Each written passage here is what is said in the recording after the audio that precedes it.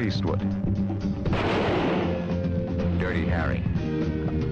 Oh! They call him Dirty Harry for lots of reasons.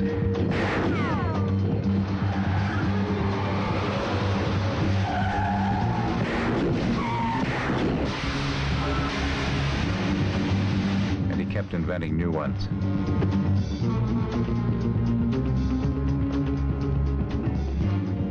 Don't pass out on me yet. I know what you're thinking.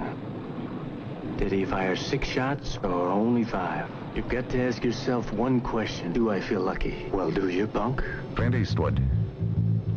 Dirty Harry. Rated R. I am from beyond. Listen, and all you desire will be yours. Welcome to Spider-Dan and the Secret Balls. Prepare for Prattle.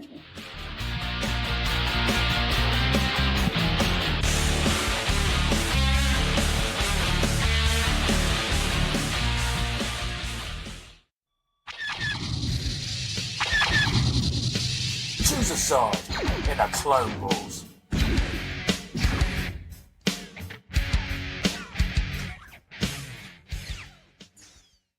Welcome to Prattle World. I'm your host, the ever-amazing, ever-spectacular Spider-Dan, and in this podcast, I spotlight entertainment's best-kept secrets that a mainstream audience may find boring. And welcome to Clone Wars, where 2 similar pieces of media clash to be crowned champion. 2 go in, and only 1 comes out. And today, myself, and my guest are becoming ultra-conservative gun nuts as we look at 2 of the big films of the 70s that most likely introduced the modern tropes of the vigilante genre, probably even influenced The Punisher, per se. We're going to be looking at Dirty Harry from 1971 and Death Wish from 1974. So get your guns out, get all your politics out in the open, because me and Dan Burgess are going right into the deprived areas of San Francisco and New York to adjudicate our own form of justice on these 2 films and decide which one, in our opinion, just our humble opinion, is better, not necessarily better, but in these categories, which one comes out on top, which one gets results by going outside of the law. Welcome back, Dan. It's been a little while. It's lovely to be here. Oh, what a lovely Technicolor. Yes, we're doing the video version. It's good to see you. You've got a lovely setup back there as well. It's beautiful. I see a lovely little Silver Surfer there as well. Little Tramp chic. Tramp chic. Are you a freak like Jeff Goldblum in one of these films? I've just got far too much tat. Me too. As you can see behind me, so much tat. But Dan, like, you really were very much interested in talking about the Death Wish films and the kind of the spanning saga of the Death Wish films. Yeah. And I suggested, instead of doing all of those, that we kind of we bring it down and we play around with the idea that. With comparing it to Dirty Harry as well. So why was it that you wanted to talk specifically about Death Wish and the series of films and Charles Bronson? Monsieur Bronson? Monsieur Bronson. Yeah, I think the whole Death Wish saga is an interesting one because it shows the political changes in America as it goes on. So at first it's punks, then it's druggies, then and I kind of, even by Death Wish 5, I think my brain had died by that point, so I didn't even. And then the remake with Bruce Willis, so it even carried on into now. Yeah, that courted probably as much controversy as this one did, the original one did, I think. And I like Death Wish again, and I like Dirty Harry. And again, you can read as much into the politics as you want, or you can watch them as they are and kind of enjoy them as best you can. And I'm sure we'll get into the weeds of it as well. But yeah, it's been a while since I watched it. I remember I was quite shocked at the time by a couple of the things that occur in it. I'll get to that when we get to Death Wish. Yeah. But yeah, it's very very interesting set of films. I think I've seen 2, but I don't remember it that well. And I watched 3 recently because you brought it up. because we were doing the top 5 video games based on movies, and you were like, Death Wish 3, and I was like, what? I was like, great game, terrible film. I was like, I didn't even know that it had a game, and then, excuse me, somebody else mentioned it in the comments as well, like, oh, Death Wish 3, it was amazing, and I was like, right, well, I'm going to have to look at the game and the film just to know what I'm talking about. So yeah, I enjoyed that, but it was almost like a Mad Max film, that third one. It was kind of like jumps like the shark almost to, like, you know, it's a post-apocalyptic New York at that point. Yeah, that's what's good about them.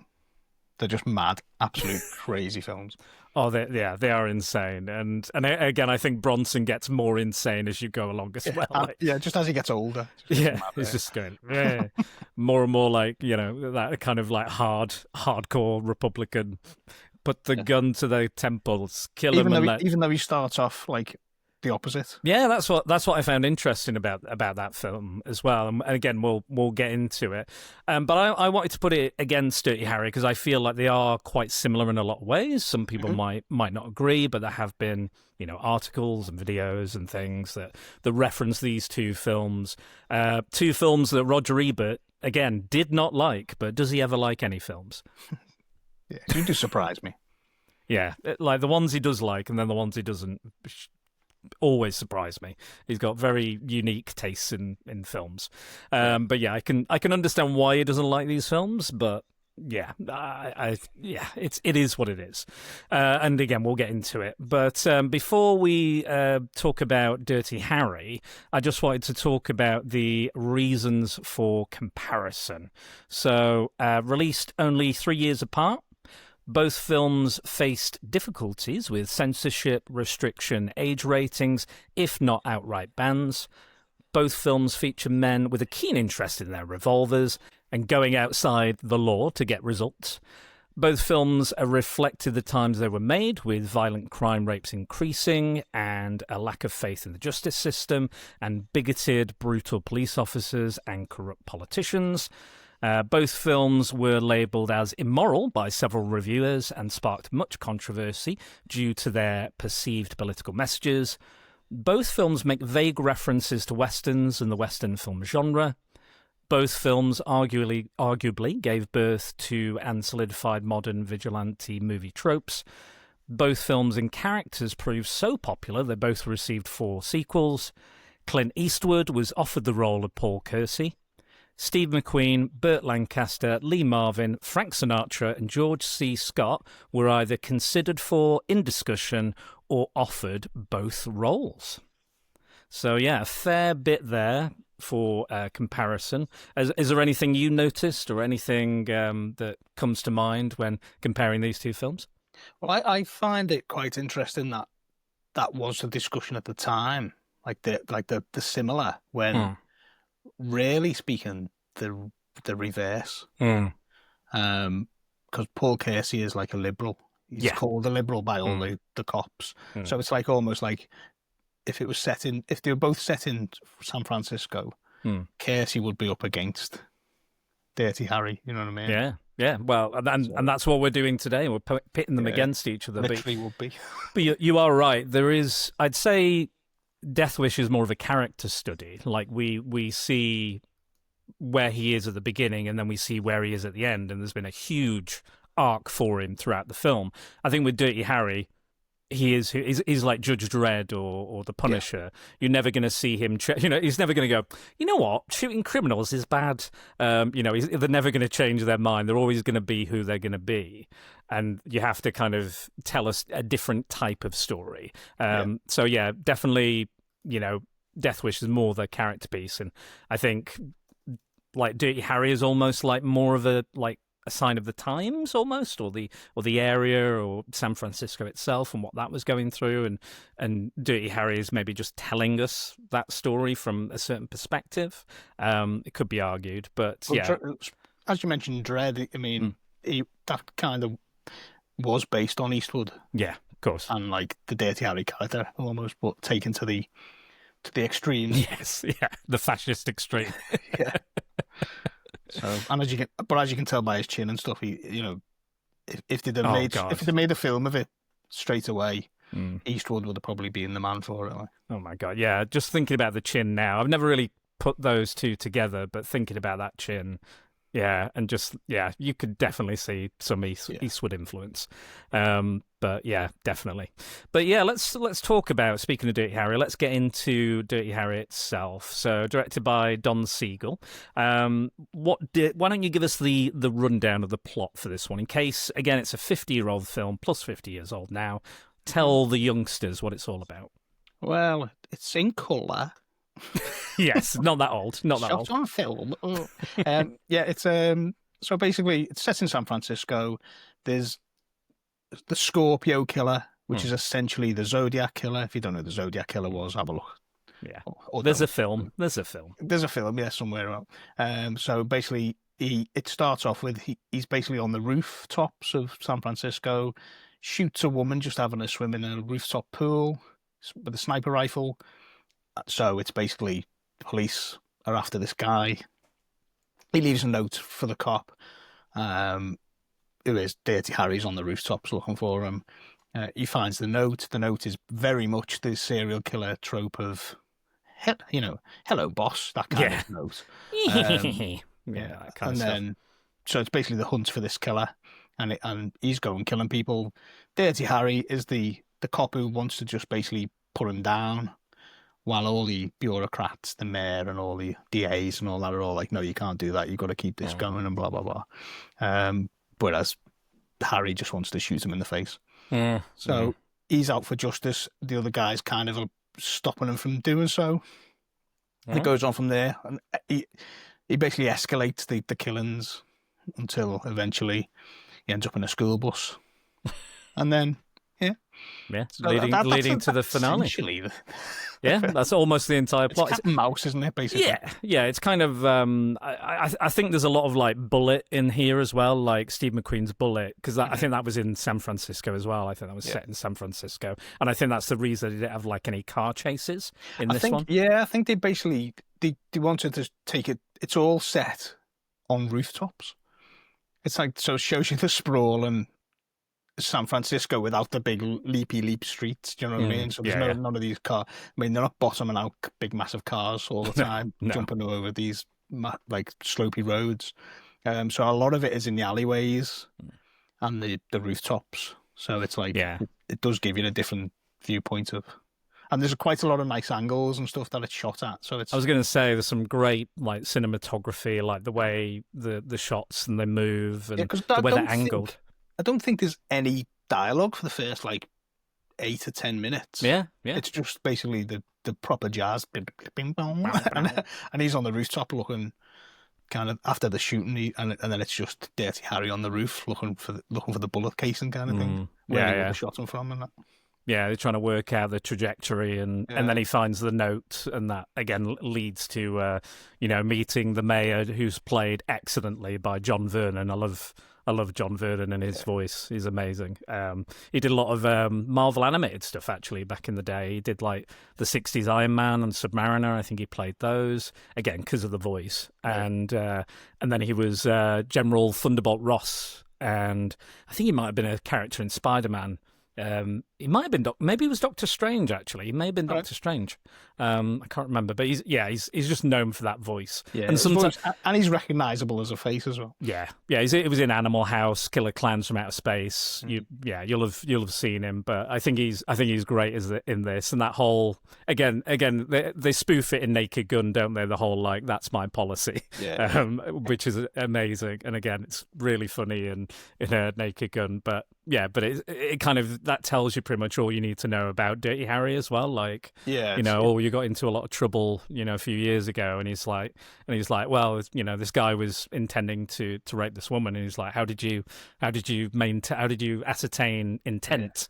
And he's like, when someone's chasing a woman through an alleyway with nothing but a gun and a hard on, or a butcher's knife, isn't it? Yeah, that was butcher's knife. And he's like, yep, that'll do it. Yeah, he was like, you might have a point there, yeah. So even he's like, and I love that when he's brought in, he's like, he's got he like you said, doesn't have any time for the bureaucratic bullshit. He's like, what is your report? And he's like, I've been sat out there, like, what's being done? Yeah. And he's like, I've been sat out there on my arse for half an hour while you guys have been chin-wagging. Yeah. And even when he does come in, the chief keeps interrupting him, and he looks at the chief like, what the fuck are you? Like, let me... The chief's given the bureaucracy... Yeah. Like, what he means is... Yeah. He's a bit rough around the edges, but, he gets results. Yeah. He's one of our top men. 15 or 20 minutes into the film, you've basically been told everything you need to know about Harry Callahan. Like. Oh, absolutely, yeah, and that's it. And even throughout the film, they're like, I think the running joke is almost like, the Joker has multiple origins in The Dark Knight, and he keeps telling people, a different origin each time. This is like, why do they call you Dirty Harry? And you get like a different reason each time, which I quite enjoyed. And there's a little bit of like, Lethal Weapon in here as well, like the jumper. They've got the jumper, and he goes on and he insults the jumper. He's like, and he like tries to scare him and put him off. That definitely feeds into where it's had its fingers into other pies. Yeah, definitely, yeah. And again, like, Mel Gibson's character is like, again, a Dirty Harry taken to the extreme that he's going so far. He's absolutely crazy. I think that's the trouble with like old films. Ask if you youngsters watch them, they can't kind of look at it from the point of when it came out. Yeah. Contextualize what come before it and what come after it. Because they know all the tropes and have seen it all because of these films. So they watch them and go, crap, that, and it's like, no, it's. I remember. I was the same when I saw... This stands up, actually, as a film now. Oh, yeah. Yeah, because it could just be set now, and it's the same politics and the same shit going on. Yeah, I mean, nothing much has changed. There's still, like, there's, crime rates and, unprivileged people, deprived areas, having the same issues as people out and about, the bureaucrats, the government, and... police force are failing. So I can understand, how people feel. So it is quite reflective. And again, it's been 50 years and we're still struggling with the same things, the bigotry and police brutality and, you name it. It's happening here and in the US and Australia, you name it. But yeah, absolutely. I remember I saw, when I saw Pretty in Pink, the John Hughes movie, I was kind of a bit like, I don't know what's the big kind of fuss about this. And then my friend was like, yeah, but it was the first one that did the teenage rom-com thing. And I was like, yeah, I guess so. And unfortunately there's like been films where I've already seen that version of that film, probably told in a lesser way or to a lesser extent, not told as well. But because I've kind of seen it, feels like, I think when I watched Duel with Andy not so long ago, I was like, well, this version of this story is my, I saw The Hitcher with Rutger Hauer. Yeah. That's kind of my version of that story. So Duel was great, really good film, excellent, tense, you name it, made Spielberg's career. But I kind of was like, I kind of got more out of that one because that was my kind of introduction to that kind of story, that kind of genre and those tropes. So yeah, I can absolutely understand it. And again, there are elements to these films that have not necessarily aged well. Speaking of politics and stuff, there's several racial slurs and depictions. No, I have to give them the due. Okay. They do get them all out of the way in one bit. Yeah, fair point. Any slur you can think of is in a 1 minute section. Pretty much. Because everyone is just you think of any racial slur for any denomination or creed or color or religion. They say it in that 30-second segment, and at the end they're like, he's given like a Mexican partner, and he's like, "What do you think of Mexicans?" And then he uses he's like, "I especially hate them," and uses another slur, and you're like, "Fucking hell!" But I guess in a way that's him showing he's not. He doesn't have bigotry. Yeah, because what I like about it is he says it, and as he says it, he winks at the other cop. Yeah. So exactly, he's saying, "Yeah, I'm this. I know this is my character. This is what people think. Perceive. Yeah. Because it's basically a cop he calls Fatso, which starts it. Because he goes in and goes, "Hey, fatso." He does, yeah.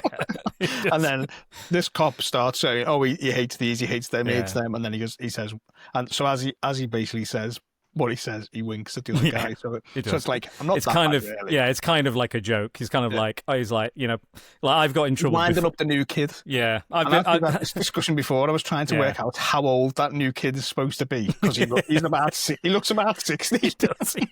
He's like, he's the new kid, and it's like, bloody hell, where's he been spending his nights?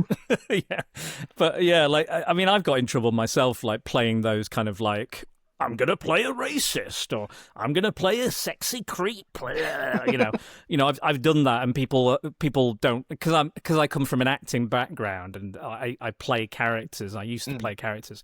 Some people would like perceive me as being those things when they weren't in on the joke.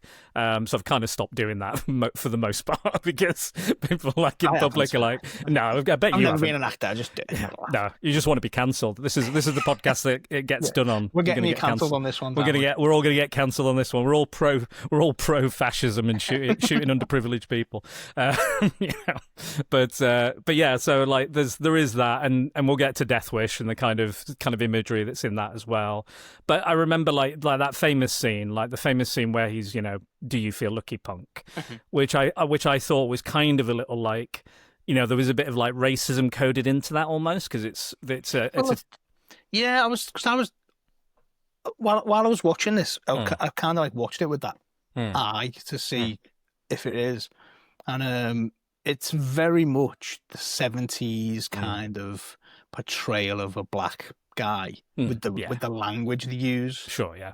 Because it's almost like the Yes Massa type voice. Yeah, a little bit. Because when he does it, basically, obviously it's I think it is 3 black guys robbing the bank. It is, yeah. But throughout the film, there isn't that. It's like, it's anyone can be the commander. The main killers. And that's part of the. I think that's part of the slur thing, is that he doesn't actually. But when he's doing it and he's got the gun up to him at the end, and he's going, "Oh, I got to know." You know what I mean? Yeah. It's like that kind of South. I will say this though. Originally, he was going to say, he didn't say punk. They dub over the word punk, so it was another slur that they used. But because it was already so, racially coded, a white man with a huge gun threatening to shoot a black man in the face, who is already powerful handgun in the world. Yeah, and again, it's a classic. Don't get me wrong; it's a classic line, it's a classic scene. But there is something there. But they originally shot it with a different line, so they dubbed over the line because they learned that the phrase. I won't say what it was, just in case. But it's not as. It's the same reason a black character in the Marvel comics couldn't be called his sidekick's name, is because that name has, racist connotations. If you know Captain America, you know that character's name, but I won't say it. But yeah, so they did go back and they went, okay, we didn't know that, so let's pull back on that a little bit. So I got to give it to them for that reason alone. They've gone, let's just slightly change this, because it's already quite kind of an aggressive kind of standpoint and a viewpoint, and I'm sure Republicans absolutely love that imagery. I'm sure they were like absolutely loving it. But yeah, so I'll give it that. And the director is left-leaning, and Clint Wood's right-leaning, as they both describe themselves. But they wanted to make this film and showcase, a detective going about his beat, the crime, trying to solve it. Again, it is influenced by real-world events, like the Zodiac Killer, for example. But yeah, so I'm glad they kind of pulled back a little bit, at least, just a little bit. And I know there's probably more scenes in. I've not seen any of the sequels to Dirty Harry. I have seen Death Wish 2 and 3, so I don't know where his character goes. As well with the Dirty Harry film, it's like a pulp novel, and it was definitely. As far as you can tell by watching the film, it was supposed to just be one and done. Yes, absolutely. With the ending they give it. It ends. It's got a beginning, a middle, and end. But the character journey, because at the end, what he does, I don't know how far. Spoilers. Yeah. Spoilers alert. So at the end, he ninja stars his badge into the river. So it's like I don't want to be doing this anymore.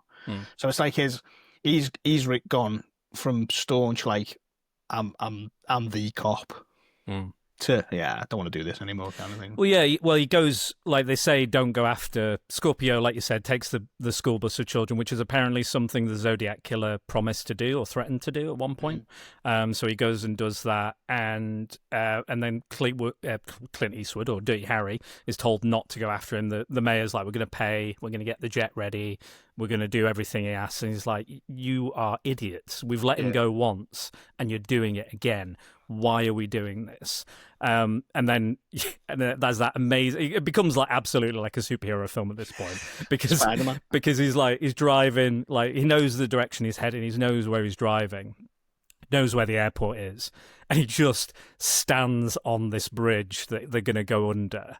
And you know, Scorpio sees him and is like, oh shit, oh no, it's Dirty Harry. Like you said, it's like his Batman, and he leaps. And Clint Eastwood did do that stunt as well himself. No stuntman was required. He did it. He leaps on that bus for real, which is cool. And it's one of the most iconic moments in the film, and they use it in the trailer as well because it's pretty cool. And again, looks amazing and shot really well as he kind of flies down. But yeah, and then. Because he does kill Scorpio. Spoilers again. He does shoot Scorpio while he has hold of a child, and he we revisit the line, "Do you feel lucky?" You know, because in the first instance with the guy when he says, you know, I got to know, and he fires the gun and it's empty because that's the have I fired 6 shots in all the excitement, or do I still have one left? I don't know. And then he's like, don't kill me. Because he's reaching for the shotgun, as you said. And then this time he's doing the same thing. But this time he does have 1 bullet remaining. And he's got hold of a kid who was... Is it Andrew Robinson, I think, the guy who plays... plays his killer. Yeah, he's in Hellraiser and Chucky or Child's Play 3 he was in, that I saw recently. He's in Star Trek, isn't he, as well? Yeah, I think so. One of the aliens. Like, he's one of the main characters in, like, Deep Space Nine, or probably. One of the. Who wasn't on Star Trek? To all Trekkies out there. But... Yeah, who wasn't on Star Trek? But yeah, he's holding a child. It always bothered me that he didn't take a child with him from the bus. I was like, why don't you just? Yeah, the kids just ran over to see what was going on. Obviously. Yeah, this kid's like, because they have this huge shootout in this kind of factory, which is Ace, and running through, and they're just ducking and dodging. That bit is terrifying in the fact that. That bus looks like it's going to tip over quite a few times during the drive-through. Yeah, that poor woman's like the whole way through. But yeah, like then we get out of the factory. He grabs this young lad fishing, who turned out to who was Andrew Robinson's stepson, who he was holding. And he kind of relaxes his arm, drops the gun, and then does the kind of Western quick fire. Yeah, and shoots the him in most the head. powerful handgun in the world. Absolutely, yeah. Just over the kid's head, into the guy's shoulder. Yeah, I don't think it was that safe. No, probably not. Probably that's one of the things you can't really argue. Maybe you should have, but this is the character, isn't it? He's reckless. And he's throwing... and when he gives him the ultimatum of the "Do you feel lucky?" punk, he's got that mad giggle he does, doesn't he? Yeah, I do. Yeah, and shoots him, and then bam. Yeah, exactly. But yeah. And again, this is to represent that he's given up on the bureaucracy, he's given up on justice, he's given up on the law, and that's why they have the high noon moment of throwing the sheriff's star, if you will, ninja starring that into the lake, which represents that he's no longer gonna abide by these rules and regulations and system. He's no longer going to do it because his partner gets injured during the film, and he questions quitting the police force, and he's like, maybe he is right. Maybe he is, and which is probably the most sensitive Clint Eastwood gets, I think, other than when the black teenage boy has been shot and the mother's there. I think it's the most sensitive we get out of, the most, emotion we get out of Dirty Harry, I'd say. When he's not like, looking at Hot Mary or, creeping on some other people. That's why you're called Dirty Harry. Because he was peeking in on Hot Mary and her boyfriend. There's all these random guys who just happen to be in the alleyway, beat the shit out of him. Yeah. And I love the use of shadows in Dirty Harry as well, like the use of like light and shadow. It's just lovely. It's all beautifully shot, isn't it? Every it's bit gorgeous. And it's like you said, it still hands up. It doesn't feel dated, even though it clearly is dated because it is 50 years ago. The way the camera moves, the way it's positioned, like you said, the cinematography does not feel dated, and it still holds up as like kind of a detective procedural action movie. I think people can still enjoy this. I think even teenagers can get something out of this. I think or kids, whoever wants to watch it. But as long as they're not taking the wrong messages from it, that we'll let the parents contextualize it for them, or they can listen to this podcast and maybe think about it. But yeah, and that ending as well, like you said, that ending is very much like a one and done. It's like, we're not going to see Dirty Harry again. This is his story. Yeah. This was it. But already Clint Eastwood was thinking about Magnum Force, the sequel, and coming up with an idea. Because I think there was a script by somebody, I want to say Terrence Malick, actually. Terrence Malick came up with a script and the idea, and he really liked that. But they changed it for this version. But Eastwood was the co-director on this, wasn't he? Yeah, he directed the scene with the jumper. So he thought that's the first thing he ever directed, I believe. Oh, no. Was it no, he did Misty. Did he do Misty before this? Was it the year before? I think, yeah. I think that was his directorial debut. But I think for this, he still wanted to work with Don Siegel, but he said, I'll just direct it, because Don Siegel was ill, and I think the assistant director was ill that day, so he just went, I'll just do it, which he did, and it's great. It's one of the best scenes in the film. But you actually, speaking of play Misty for me, it's on the theatre at the beginning. Do you see that? Yeah, I missed that. Yeah, it's on the theatre. They do a little reference to it, so it's playing at the theatre where Dirty Harry walks down, which I thought was kind of a cool little nod, little universe thing, little Easter egg thing. Yeah, I noticed that. I was like, I know that.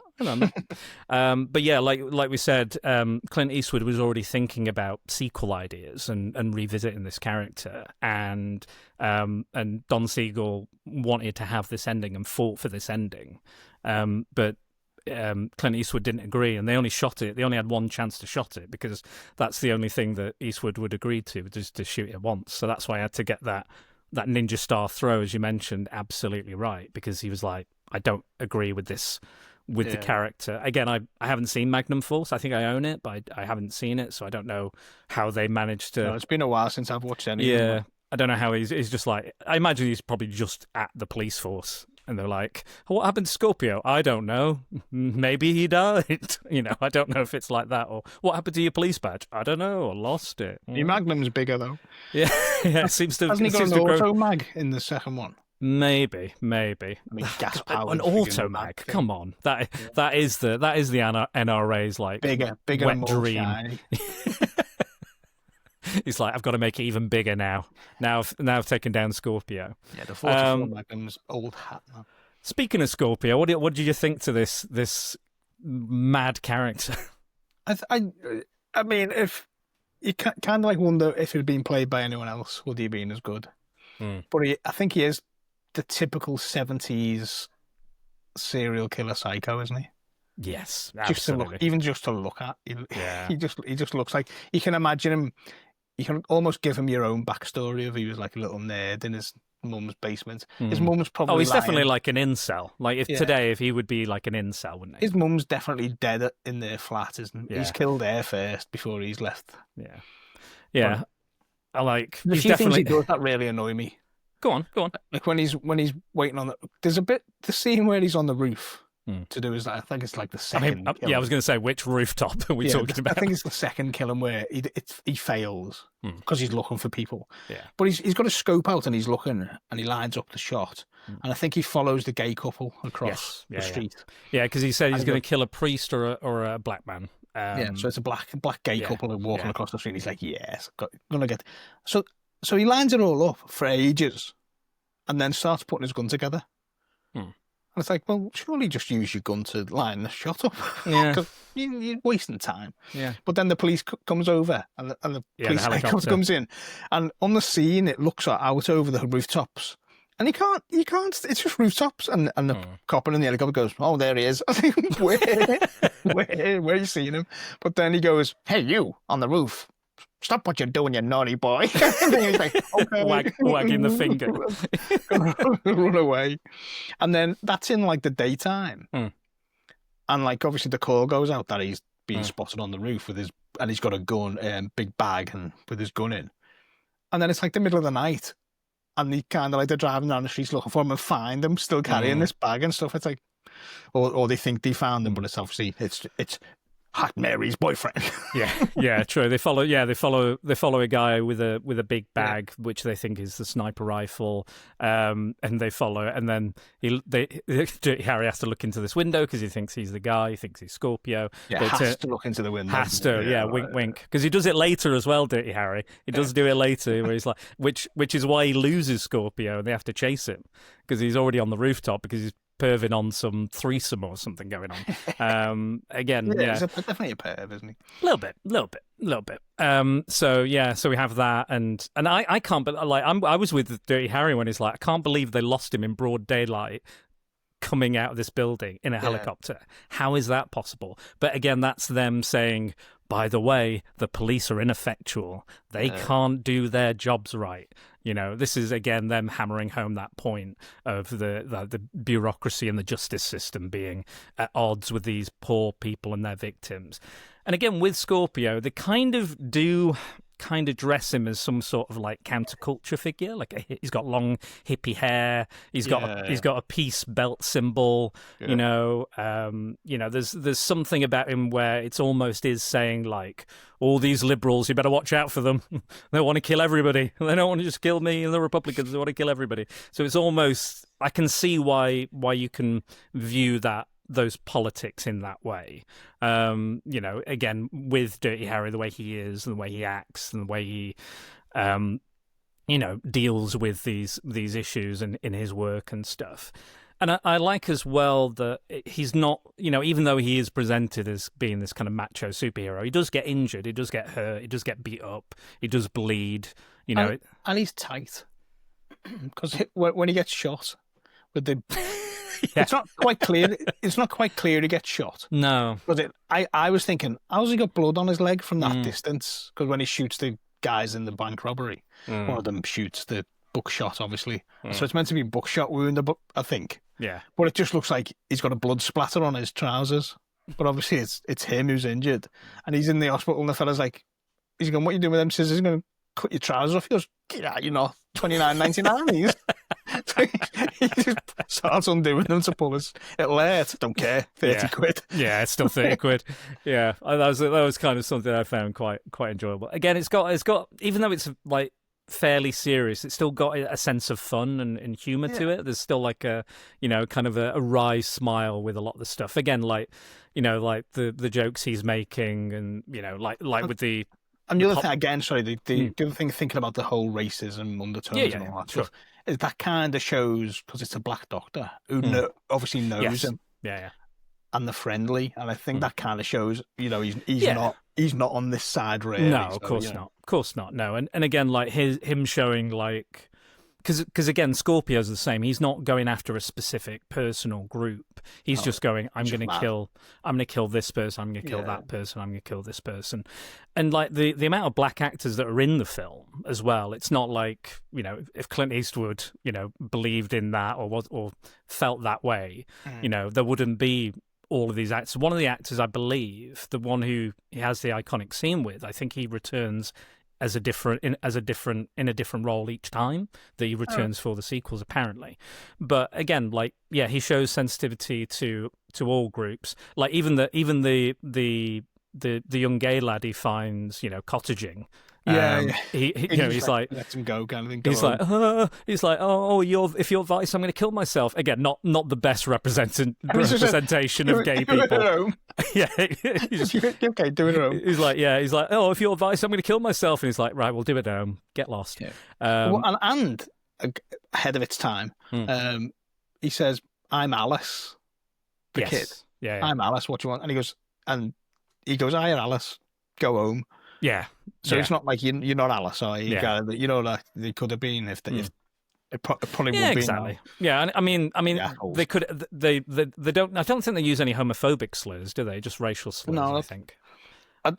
They use that many in that first scene. I don't know which ones they fit in there. But maybe they might have said that. I think there is one. Yeah. But they use some like 70s, so it's like it is. It's some but, random. And like you said, like you can see there's a gay couple, and again it's kind of like they're doing the kind of stereotypical mincing and stuff. Yeah. But again, it's like, even at this time, you wouldn't have gay characters. So You'd expect more of it in San Francisco. Yeah, exactly. You're like I watched what was it, Blackula? I watched not too long ago, and that opens with like the worst kind of like just homophobic portrayals of gay people, and then later on, and they're like, oh, these two F words. We're doing this and they died and I don't really care, and it's just like, oof, like that's the opening scene and the opening like dialogue, and I was just like, Jesus Christ. But at least here they do have the characters, and they're not overtly, it could be seen as kind of potentially problematic, and again it is 50 years old, so give it that. But yeah, I think it could be more I think it could be more offensive. Yeah, I wish it was. It could be more offensive if it really tried. Not only that, he doesn't kill them. He doesn't. No. So if that was the way the makers of the film were going towards, they would have taken great glee in them being shot down. Exactly, and they'd be like, right. But again, like, they know it's San Francisco. They want realism. They want, again, to show the kind of culture that's there, that's in San Francisco, and that is in San Francisco. There are people of all these different, lifestyles and races and religions and something, all in this big mixing pot. Snipers on every roof. Yes, all 12 different snipers, all the different zodiac signs, But yeah, going back about this, speaking of snipers, when he puts his little silencer on, he even screws it in. Yes, He's got his little screwdriver. I said, "Oh, let's do this." It's like, mate, you're trying to kill some dude in a park. Yeah, I wouldn't worry too much. But even then, like I read, I think on IMDb that even if he had a silencer on that, it wouldn't really be that quiet. It would still be fairly loud on that gun. It would explode. Yeah, it'd be quieter, but not. It would still be a pretty big bang or crack. He's. I think he's great. I think he plays crazy very well, and I think that's why he has subsequently been cast in similar crazy roles like Hellraiser and various others, like mad kind of crazy guys, creepy weird guys. I think he's in Cobra, isn't he? He's like one of the police captains in Cobra, I think. Yeah. The maddest thing as well is when you watch both films, like back to back, as I have done to remember them for this, they just merge into one film. Pretty much. I was about to say something, and I thought, no, that's not this film. Yours is the next one. Don't worry, we'll get there soon. We're going to get there soon. But yeah, so yeah, I liked his performance. I liked how cruel and vindictive he was. Again, it's almost like he's like a different side of the same coin to Harry, because like Harry's like, he's going to kill again, and he's like, why is he going to kill again? Because he's gotten away with it. Why would he kill again? Mm-hmm. Because he likes it, and that's like. That says Harry to me how his mind works, because that's how his mind works. Yeah. You know what I mean? Because he likes to kill. He wants to kill. He finds not quite as much as Paul Kersey does later on, but yeah, I think there is that part of him that, like, he is saying when he says make my day, it means you will make my day if I get to kill you. There's something there, and the fact that but he escalates. Harry escalates. Yes, I was going to say, because I think the killer would have probably not done as much, but because Harry stalks him, follows him after the thing, and then he pays to get beaten up, doesn't he, by the dude under the building. Yeah, he's got some guy just hiring out his time to beat people. Yeah, and then he uses a slur against him. And then he's like, "This one's for free. I'm not charging you for this one." But then, so kicks him in the guts. So they do manage kind of midway through the film to figure out where Scorpio is, where he is, and who he is, based off. Did they get a blood sample or the bullet, or there was something, wasn't there? Something they find. I think they found the bullet. It's a blood sample for Kersey. This is where that was it. See, I'm doing. Yeah, this is the same with me, because I watched them a few days ago now, so they are blending a little bit. But yeah, there's some evidence. I can't remember what it is, but they get a witness testimony or something, and they find that he works at a stadium. And they find his house, and Dirty Harry just breaks in. No warrant, breaks in, finds the rifle, finds everything, And this is when he's got the fat partner because he's like I'm gonna go over the railing, and he's like too much linguine. He has to go around, and he hits on all the lights in the stadium. I want to say it's Shea Stadium, but I think that's in New York. You know what the maddest part? That's a great scene, that. And obviously it's the 70s, so they use a helicopter. Yeah.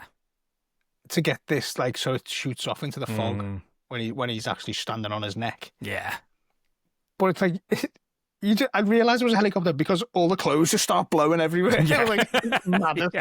And you're like, why? That's a lot of money to spend just to get that. Just that one shot. But it is quite iconic. It is amazing. Yeah. Like, as well worth it. But... I was just watching a thing on YouTube about Superman and them doing the flying shots.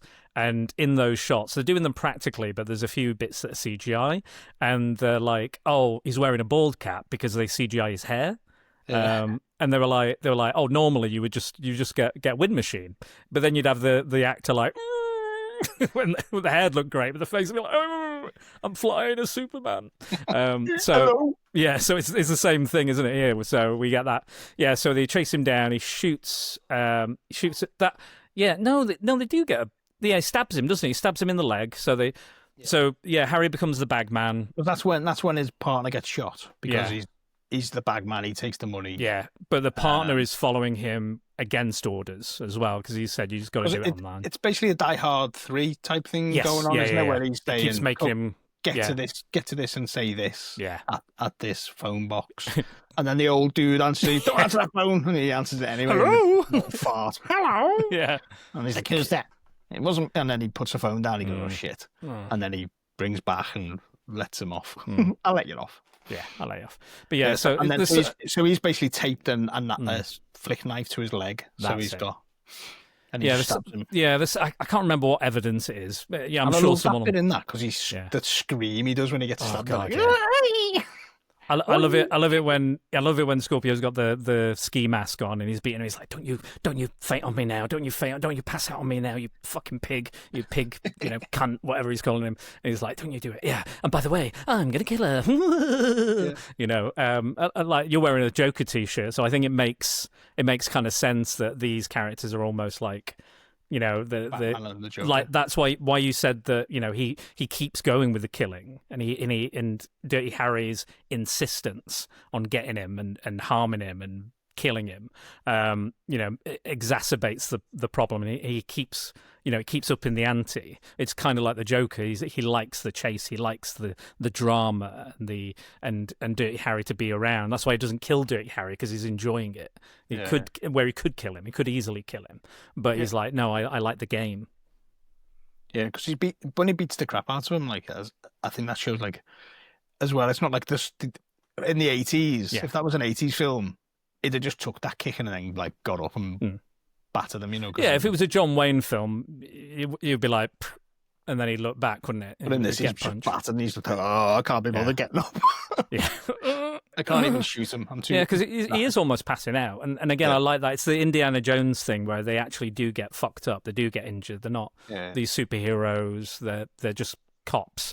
And then they manage to chase him down. Again, you've got that shot. Shoots him in the leg. And he's like, you shot me, you shot. He gets really whiny at this point, which I love. Like, Scorpio's like, hey, you shot me. Yeah. I want my lawyer. He's like, where's the girl? Because at this point, Scorpio's now got a girl underground, apparently, and she's running out of oxygen. So time is tight, so tension is I don't think high. they ever actually find her, do they? Oh, she's dead. They say in the dialogue she was all because he goes to the it's too long, wasn't it? In the end, yeah, he goes to the district attorney and he says, the district attorney's like saying, don't you know you the Miranda Escobedo all this? So he's like, this guy had rights. He's like, I'm really torn up about that guy's rights. All that sort of stuff. And more interesting, they get right to the girl he's got hidden. Yeah, because she'd already died at this point anyway. So she was already dead. So even if because of the tension, because of the rush, because of the time limit, he's tortured the guy and broke in and got his rifle without any of the legal requirements to do so. And then he steps on the wound and he's like, ah! And then you get that wonderful shot with the helicopter and going, ah! screaming about his leg and stuff. Fantastic. But yeah, I love that scene with the district attorney and his colleague, and he's like, there's one of the best, where he's like, oh yeah, we're gonna have to let him go, and it's probably one of the best whats I've ever heard on film, where he's like, what? I absolutely adore that. What? Just when he's like, you're letting him go. Why? Yeah. Well, this evidence, but ballistics can line up with the slugs, and he's like, we can't use it. It's inadmissible because of the things you've done, because of your hard-on tactics. And he's like, well, the law's crazy.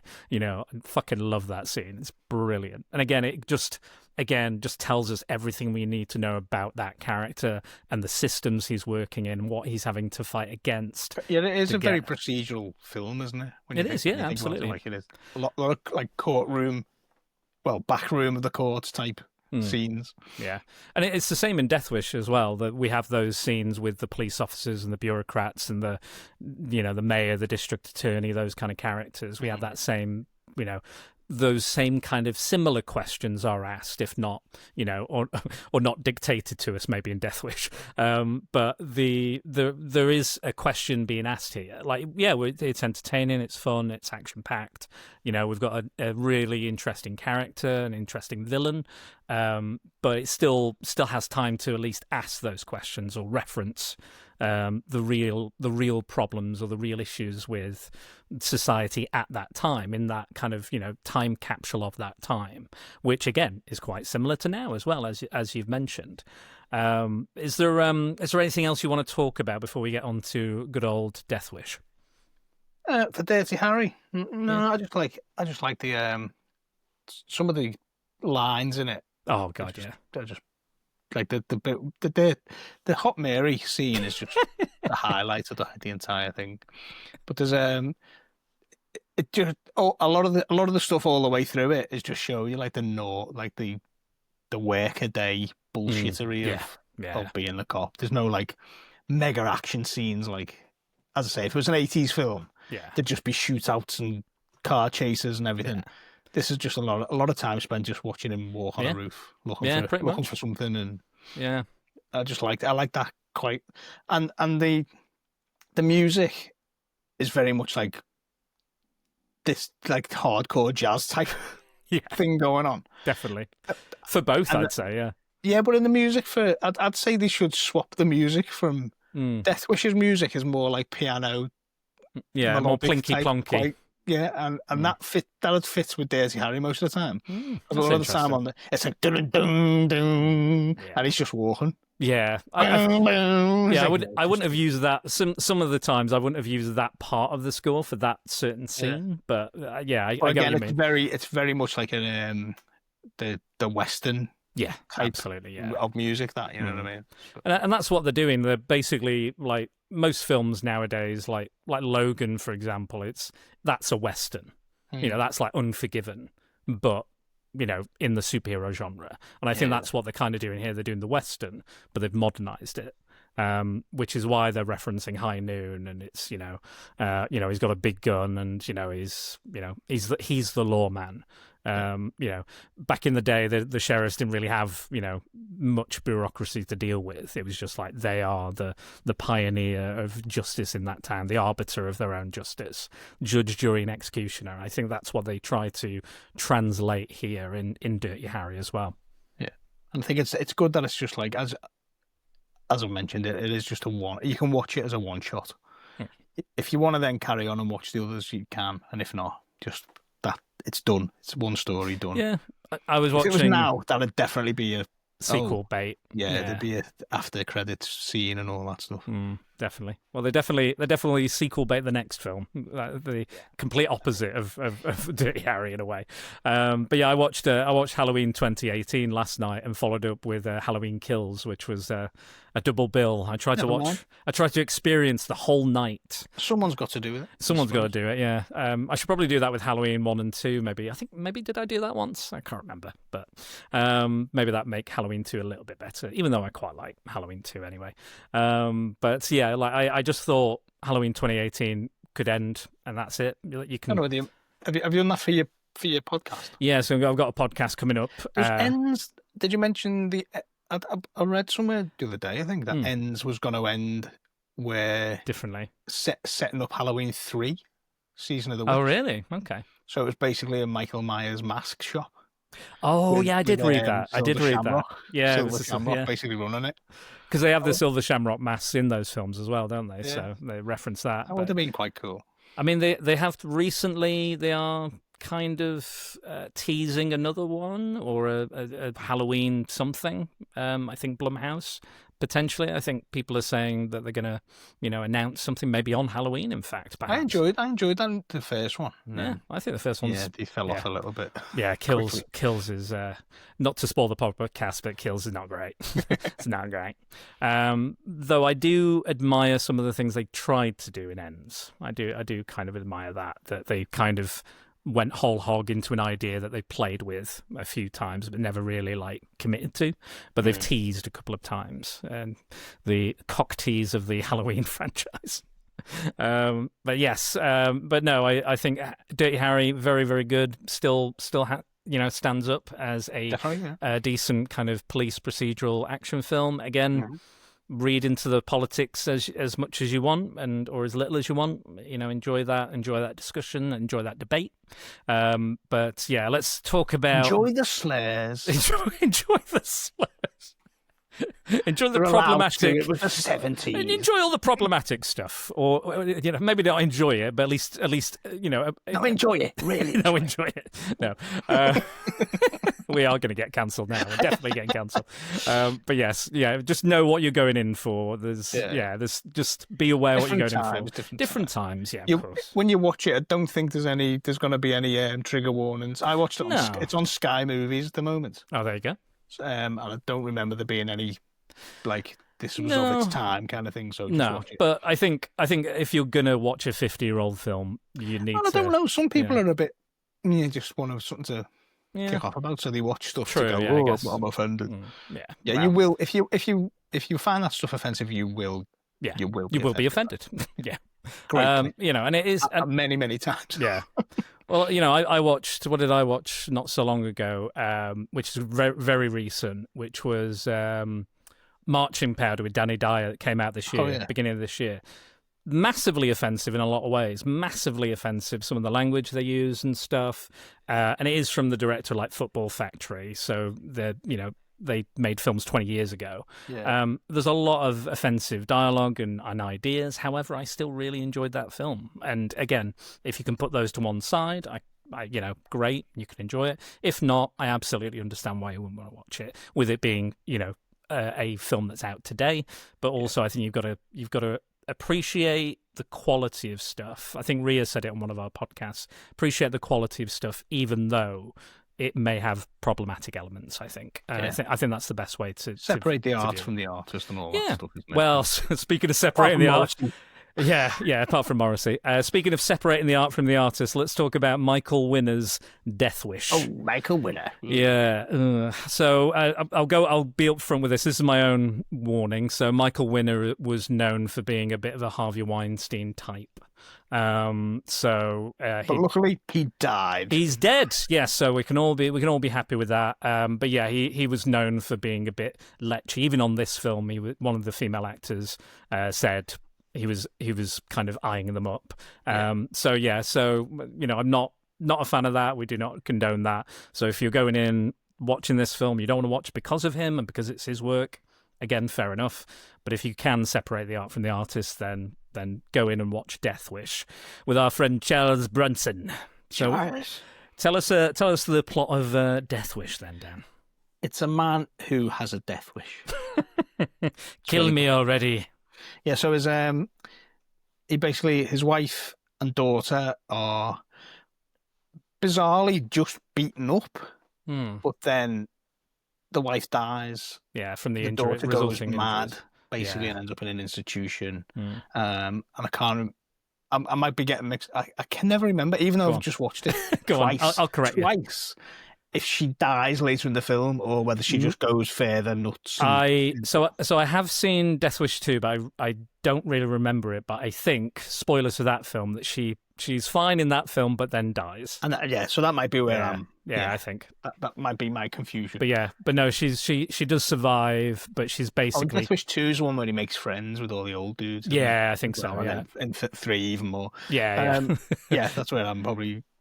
I'm very old, so I'm getting all right. It's all right. mixed up. Go. But that's brings me on to the point.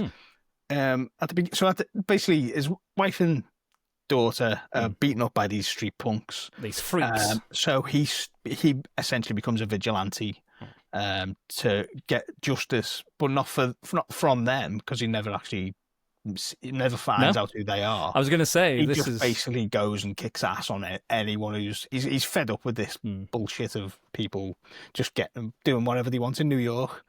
So he gets himself a little gun, a little one, and then in comparison to Dirty Harry's, just fucks people up for the laugh. Yeah. But at the beginning of it's like it sets up how much he loves his wife and stuff. Really quickly and quite nicely as well. Yeah, sweet. And I had to check because I knew it was coming on this. We've got this thing, haven't we, of people in the 70s and 80s, like in the 20s, look 80. Bronson looks about 30, apart from his face, because that's his face is old man face anyway. So it's like mahogany, his face, isn't it? Yeah. It's like... But he's like ripped. He's in 53. He was 53. Yeah, I saw that. He was in fucking great shape. Eastwood's 41 in Dirty Harry. Yeah. And looks worse. Well, he wears that cardigan, that kind of, the sweater vest underneath and the whole suit. You can't really see, you don't really get to see his chest. He's got this like old craggy man face, but he's like a body of Thor. Jazz Benson. Absolutely. Yeah, he's in incredible shape. Which makes it more realistic later on when he's walking around just popping people. Yeah, exactly. With a gun. But yeah, so we start off and it's a holiday. Jeff Goldblum and his mates. Jeff Goldblum and his mates, yeah. Jeff Goldblum's first film, I think. Yeah. Should have been last. You're not a fan, no? I'm a fan of Jeff Goldblum. I'm just trying to get you cancelled as much You're as just trying to, all the Jeff Goldblum. How dare he say How that? dare you? He's a saint. He's a saint. No, he's the Wizard of Oz. Damn it. No, he is terrible in this. Yeah, it's awful. It's really like there's nothing he can do with it. Like he's just a proper "Hey Daddy-o" type.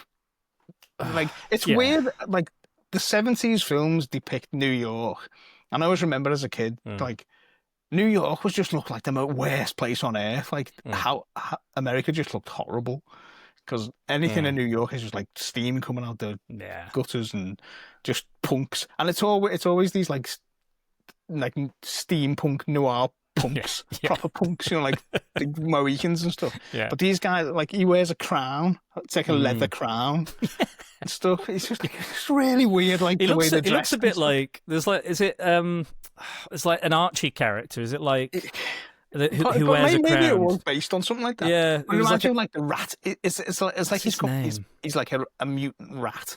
Yeah, it could appear in Teenage Mutant Ninja Turtles as the Rat King or something. And he just looks like, And the Rat King. So him and his mates go like, and his other mate's got a spray can. He's just like, I'm gonna paint everything as he's walking. He's just spraying randomly, and then sprays a random swastika on the wall for absolutely no reason whatsoever. Jughead. Jughead is the Archie character who wears the crown. Yeah, like and they're really trying to make out, these are hot. Michael Winner. I made a note actually here that says the dialogue and some of the stuff in it is like Michael Winner had just learned how to swear. Yeah. When he was a kid. Yeah. And wanted to just use them. Yeah. It's like, son of a bitch, motherfucker, for no reason. I don't like rich cunts, all this sort of shit. Yeah, I'm going to spray this shit up. And I said, what can I make? What can really pinpoint the fact that these are horrible people? Yeah. Over the fact that they just followed these two women home because they're going to rape them. I know. He sprays a Nazi symbol on the wall. It's like, they're the bad guys. Yeah. You know what I mean? Just to let you know that if they weren't. Yeah, these are the worst of the worst. Yeah. And there's no realism here. Like there's a bit of realism later with the other kind of people that Kersey kills because they're just like muggers or people on the street. But here they're like maniacally laughing and like like over the top. Comic book. Yeah, it was like a comic book villain type. Yeah, stuff. like in something like kind of RoboCop or something like that. I can kind of get it because it's kind of not our world. It reminds me of It reminds me of something I can't remember. Oh, okay. Is it like Class of 1999? Yes, Cyborg and all those types Class of films 1984. Like crazy mutant freak type. That's what they're like. It's like we're in a different universe. And we should do those films. We should do those films. Like mutant punks. Do you know what I mean? Yeah, absolutely. Like, let's go and get these. It's almost like that's almost like you said, like these films influence other films going forward. So maybe speaking of influence, I actually mentioned Goldblum and the mates are like. The influencers now who just do pranks. Oh fuck! And they go and throw a bucket in a supermarket to land on someone's head and all that stuff. God. That's the kind of thing they're doing because they're just like picking up chicken from one place, running and throwing it into the freezer, and then running off. It's like they're like teenagers doing dumb shit. Yeah. And then all of a sudden you just see these two girls and go, oh, let's go and. But I almost think that's kind of the politics of this film is that like, oh, this man can go from a liberal to a killer. Yeah. And these punks can go from pranksters to rapists. Like it's almost like in a split second these things can occur. Like there's no grounding of these characters. They're just like I remembered them being more. There being more like 5 of them. But again, that might be Death Wish 2. Maybe they up the ante with it. I can't remember. But with this one, it's just the 3. All of these films, and that is the problem. I mean, I've literally just watched it, and you remember and stuff. And think, oh. Yeah, that happened and that happened, and they all do these kind of films merge into one. And maybe it was like the 2018 one, was it the Bruce Willis one? Maybe had more people in it, or maybe it was just one of the because they're all the same. Literally all the same. Quite, but he alternates, doesn't he? He goes from LA to New York to LA to New York to LA. I think. Yeah, because they are quite a rich family. Yeah, because he's an architect. Architect, yeah. So you can see they've got money, even though they're living in a flat. But it's got a piano in it. Yeah, that's money. It's a pretty nice flat, to be fair, for what it is. They've got nice ornate picture frames. Yeah, they're doing all right. They're doing all right. But again, that's kind of what he's saying as well. He's like he's a liberal. He was a conscientious objector. Doesn't like guns. Because he says to the fella, doesn't he? I was a CO in the army, and he's like, "Oh, commander." He's like, "No, a conscientious objector." Yeah, because he was in the medical corps, I think, wasn't it? Yeah. So we paint this picture of Paul and he even talks about like the plight of the underprivileged, and and how they're having to commit crime to survive, and somebody should do something, and all of his other friends are like proper like right wing kind of like knobheads. He even walks into a party where there is like, oh, do you know most muggers are black now? And it's like, oh, and it's like, oh, should we have what's the term? I can't remember. Like the DEI kind of its time. They were like, oh, let's do DEI for fucking muggers. And I was just like, these are fucking horrible people he's hanging about with. Because his colleagues like that as well, isn't he? Just everyone else. It's like all the characters are very one-dimensional, aren't they? Yeah, they are. And then obviously they're quite sympathetic when something does actually happen. And that's when he starts like, because his son, who weirdly, his son-in-law, It's his son-in-law keeps on calling him dad. And it really bugs me. Yeah, I was like, so how? I was trying to think, is that like a daddy-o thing? Hey, daddy-o. Is it like, hey, dad?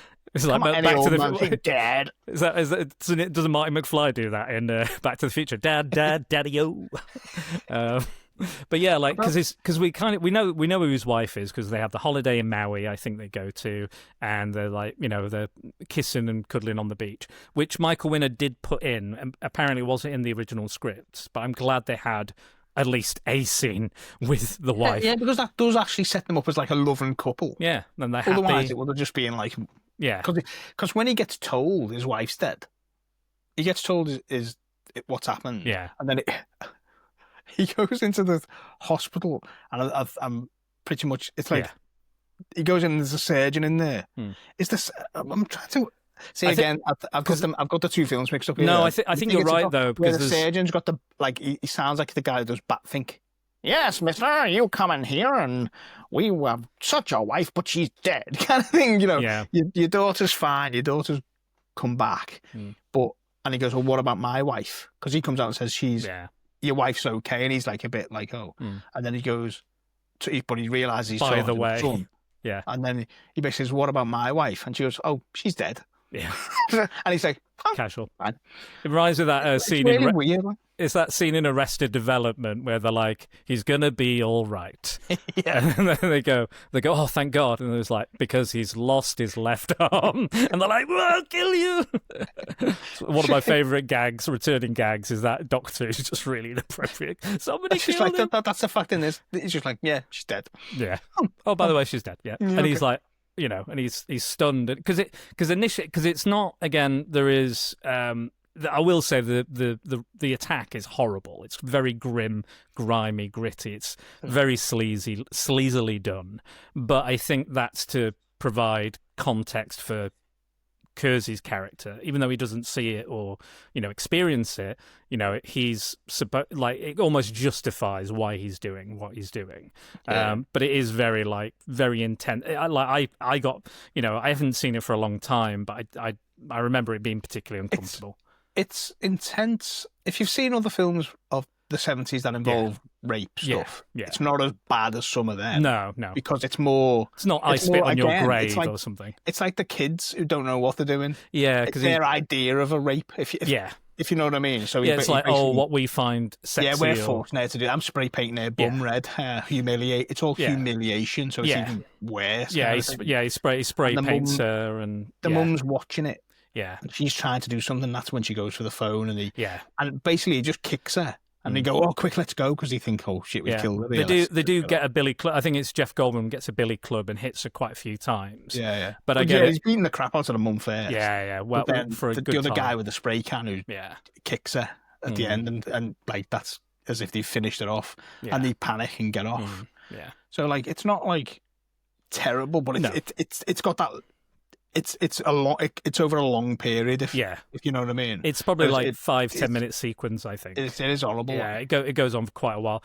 Again, there's probably more intense rape scenes in kind of modern films, or more like realistic, because it is kind of like you said, over the top. It's all very comic booky, isn't it? Yeah, and again, these characters are very comic booky. They speak very comic booky. They look like Jughead. They dress like Jughead. You know, they have all these kind of the elements to them. So what I definitely would say is when you're watching it, it's you think, oh, there was definitely no advisors.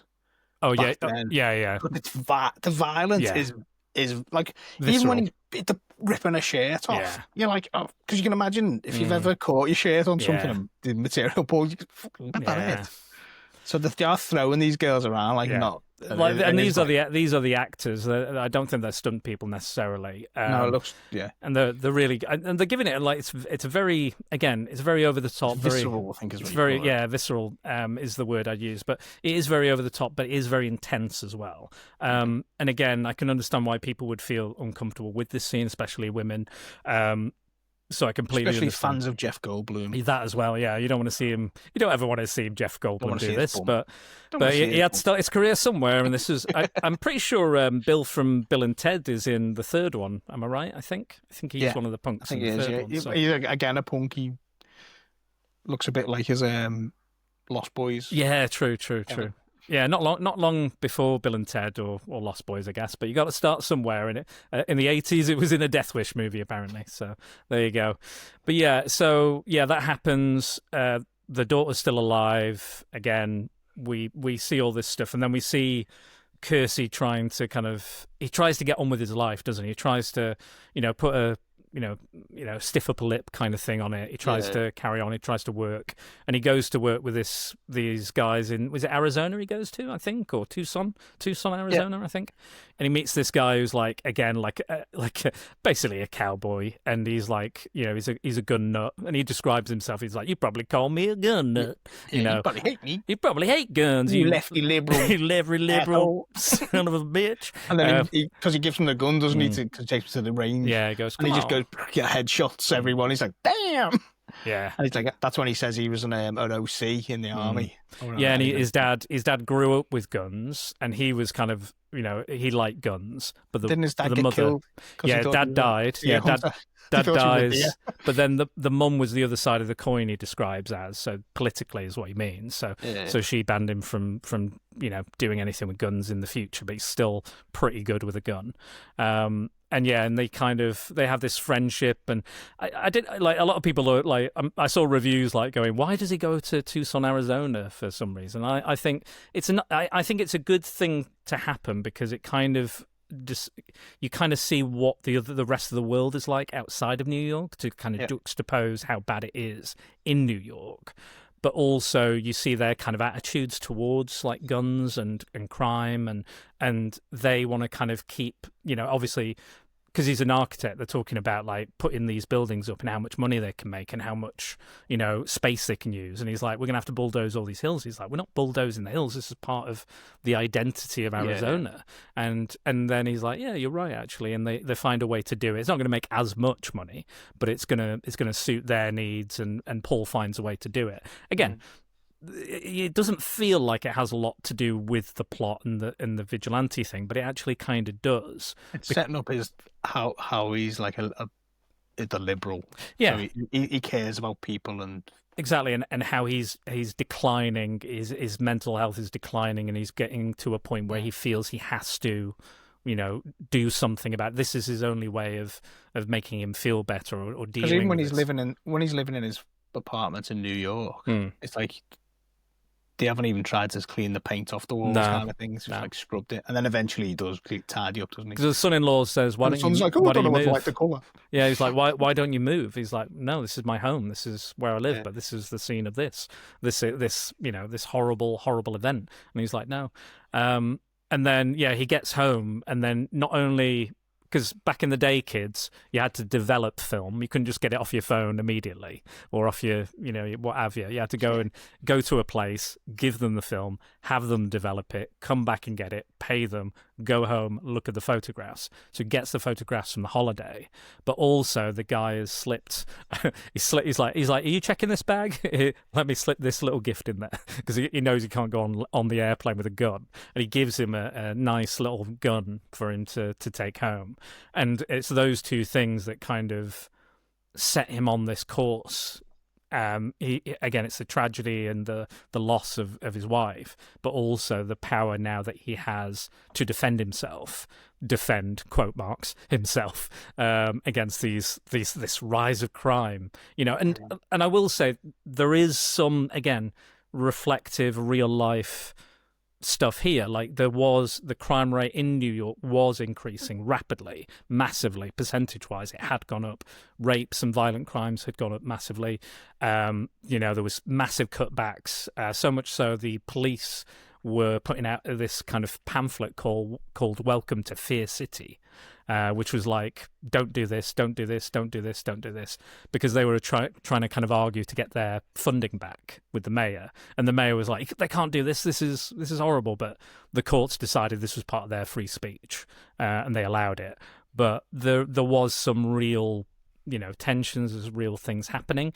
And, my friend Scott on another podcast does say that they cheered the ending of Death Wish. They cheered when Muggers got shot. It did occur. There was something in the zeitgeist, especially in New York at least, that was speaking to that, truth. But again, this version of that does exaggerate it, as we've said, massively from what it truly was. But yes, there was a rise, and whose fault was it? Again, the funding, the Wall Street knobheads, the bureaucracy, the government, the police. That was the main issue. Old story. Yeah, the main issue was that was causing these people to go out and do these things. Again, I don't know if they can. I mean, it's probably not the whole reason, but there's I'm sure there's very personal reasons and what have you. But that was the situation at the time. But this just goes, let's take that real life situation and turn it up to 11, and have Jeff Goldblum doing stuff. But yeah, it's an unusual film. I don't dislike it as a film. I think it is a good film. Regardless, it's like a schlock. Yeah, it's sleazy. Film, it? It's a Michael Winner film. It's exploitation, isn't it? It is on its sleeve an exploitation film. But he never really goes looking for it either. No violence. No, it's always people who are coming to mug him or attack him. Yeah, and he goes, "Oh yeah," then bang. Well, we hear that they pull a knife, he pulls a gun. Yeah. Well, we hear he rides that train. He rides that train, or potentially rode that train for hours, waiting for somebody. So it's almost entrapment, isn't it? That's later on, though, isn't it? Yes. I think he's done Syrian already, and then he's gone, I quite like this. Yeah, that's when he's slipping towards the where he's starting to kind of enjoy it or need it, like that because he can't help himself. And like Dirty Harry kind of doesn't go that far, or kind of reins himself in because he's in the police force. But then Kersey doesn't have that because he is, a guy, a private citizen. And so his first attack, or his first, time he gets mugged, he gets loads of like quarters, I think, and he puts them in a sock. And he starts like twiddling it round and like hitting his plant with it. He's like, I'm gonna get somebody. Destroys his chair. Yeah, but then he does it, and you think, oh, he's really keen, he's really up for this, he really wants to do this. But then when he gets back, he's like shaking and he's drinking, and then when he does finally first shoot someone, he goes back and he vomits because the stress and the shock of it. Again, it's not necessarily the Clint Eastwood kind of, he's not as tough as the Clint Eastwood seemingly yet, but he's building up to doing this more and more often, more and more frequently, and more people at the same time as well. And we see he has an effect on the city as well, like a massive effect on the city, because crime rate... Vigilantism rises, doesn't it? Yeah, vigilantism rises, crime rate drops, and what did you think to the kind of the reflection of his because nobody knows who he is. He doesn't wear a disguise. He's not a superhero or anything, but they know there is a vigilante. They know there's someone with a gun out there doing this, and like there's that video of the old lady who gets her hairpin and starts attacking her muggers, and then there's the construction workers that see construction workers are funny. I love that. He must have fallen over. Yeah, because he said they roughed him up a bit, and it's like, he had the broken ribs, broken legs, broken arms. He's like, oh, he must have fell over afterwards. Yeah. That's what. Funnily enough, that's what my dad said to me once. He said, if there's a burglar ever comes into the house, I'm just going to say they fell down the stairs. And I was like, take them outside into the garden. Yeah. Do whatever you've done in the house, but then put them outside. There you go. See, don't find them on your house. Don't find them in your property. You're the next. Found him in the garden. Came out in the morning. There he was. Don't know what happened. Fell out the window. Don't ask me. Tip him out the window. You need a warrant to get in my house, by the way. But yeah, like what did you think to that kind of scenario? That like we said, that people were cheering this character and his escapades. Well, it's set in New York, so as we saw in Spider-Man, they love all that. Yeah, it's New York. You mess with New York. You mess with one of us. You mess with all of us. I think that's what it was showing, is people, like, everyone was sick of it, but just solidarity, like putting up with it. And then it takes one person to go, you know what? Yeah. I'm going to do something about it. And then everyone's like, me too. I want to stab someone with my hairpin. Yeah. But because it was good, because it was like, it showed, the thing is with that, it showed like a news report of the woman getting interviewed, going, I ain't taking none of this shit no more. And have you ever seen a hairpin?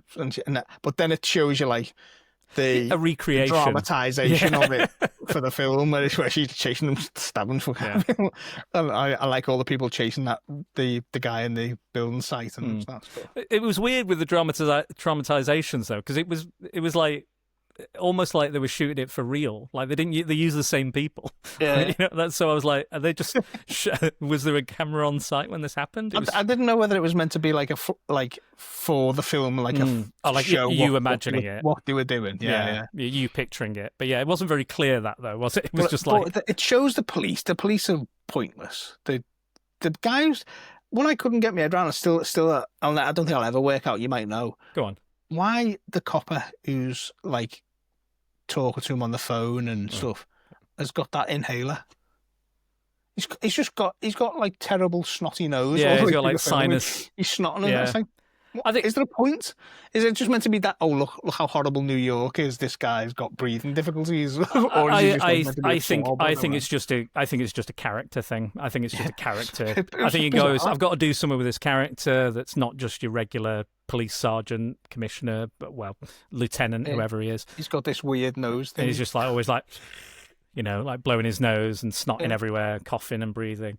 Again, it's mostly set in the winter time, isn't it? There's a lot of snow about, so I'm not great during the winter, so I'm probably the same. I'm probably like, it was just a bizarre, like I didn't know what. They did. They made it going to end up like on a chase scene, and he'd be like, and he'd fall foul of it. So, but no, it doesn't. Yeah, it's I think it's just a thing, but I quite enjoyed his performance, though. I quite enjoy him as a character. I couldn't. You can't work out when he's telling him like, the police are watching you. Yeah, they're trying to scare him off, aren't they? Yeah. Yeah, because it's like, oh, crime's down, this is down, but we don't want that. Yeah. Huh? And because he doesn't understand it himself. Because he's like, because the bureaucrats, the mayor and the district attorney or the commissioner, whoever he speaks to, are like, well, crime rates have plummeted, which is good for voters, but we also don't want to approve vigilantism. We don't want to be like, this is okay to be doing. People going out doing so they're like, instead, because initially they're like, get him, catch him, get rid of him, but they're so become useless. A martyr for the cause then. Exactly. If you catch him. Yeah, exactly. Yeah. Which is, I think, is the kind of thing with Scorpio as well. They don't want that to happen with Scorpio either. So he's like, try and scare him off. So they figure out who it is because because he gets injured, he gets stabbed, doesn't he? He doesn't really get stabbed at all. He barely gets touched. But then when you look at when he takes his coat off, he's like, oh, he has to sew himself he gets up. Slashed, but his coat's fine. Yeah, exactly. Very but his weird. Shoulder is it's fucked. It's fucked. It's a war zone. And he has to stitch he himself. is a medical guy, so yeah, exactly. Which is good. Like with like these films now, where they're like, we've got to plant these like seeds of this character, or how he can do this, or what he can do, or how he can manage to do this, which is usually quite ham-fisted. I think this film does it quite well. Because it does, briefly will go over how he feels about things, where he is politically, his relationship with his parents and what that led to. And it's kind of a step-by-step kind of... Yeah, it all flows nicely. Yeah, it flows really well. Going, hey, this is why. This is we have to say this now because he's really good with a gun. We have to say this. It's not Doctor Who. Yeah, exactly. We have to say he's a liberal, so we know he has issues with killing and hurting people that are underprivileged, and that killing people he feels is inherently wrong, but he feels like he has to do it now. So I think it does do that pretty well. And by the time you get into the main chunk of the film, where it's, it does get a little repetitive with him just like, I could have done with a bit more variety, but you see him get more and more into it, but he does get injured, and then they find the groceries that he had for some reason, because that was the part of the trap, was that he had to have some groceries for them to rob. Because there's only 14 people who match the description, who could have been in any of the wars. Yeah, so they had to be in the wars. They had to have, somebody's lost somebody in the last 3 months, I think they said, to a violent crime, and must be in this kind of area. So they do 14 people in that little area. Yeah, it shows you how bad it was. And they pin it to Paul, and they're like, "We're pretty sure it's this guy. We think we fingered him, basically." Not like that. That's them going above and beyond if they were doing things like that. It's going into the Dirty Harry territory. Yeah, pretty much. Literally. Oh.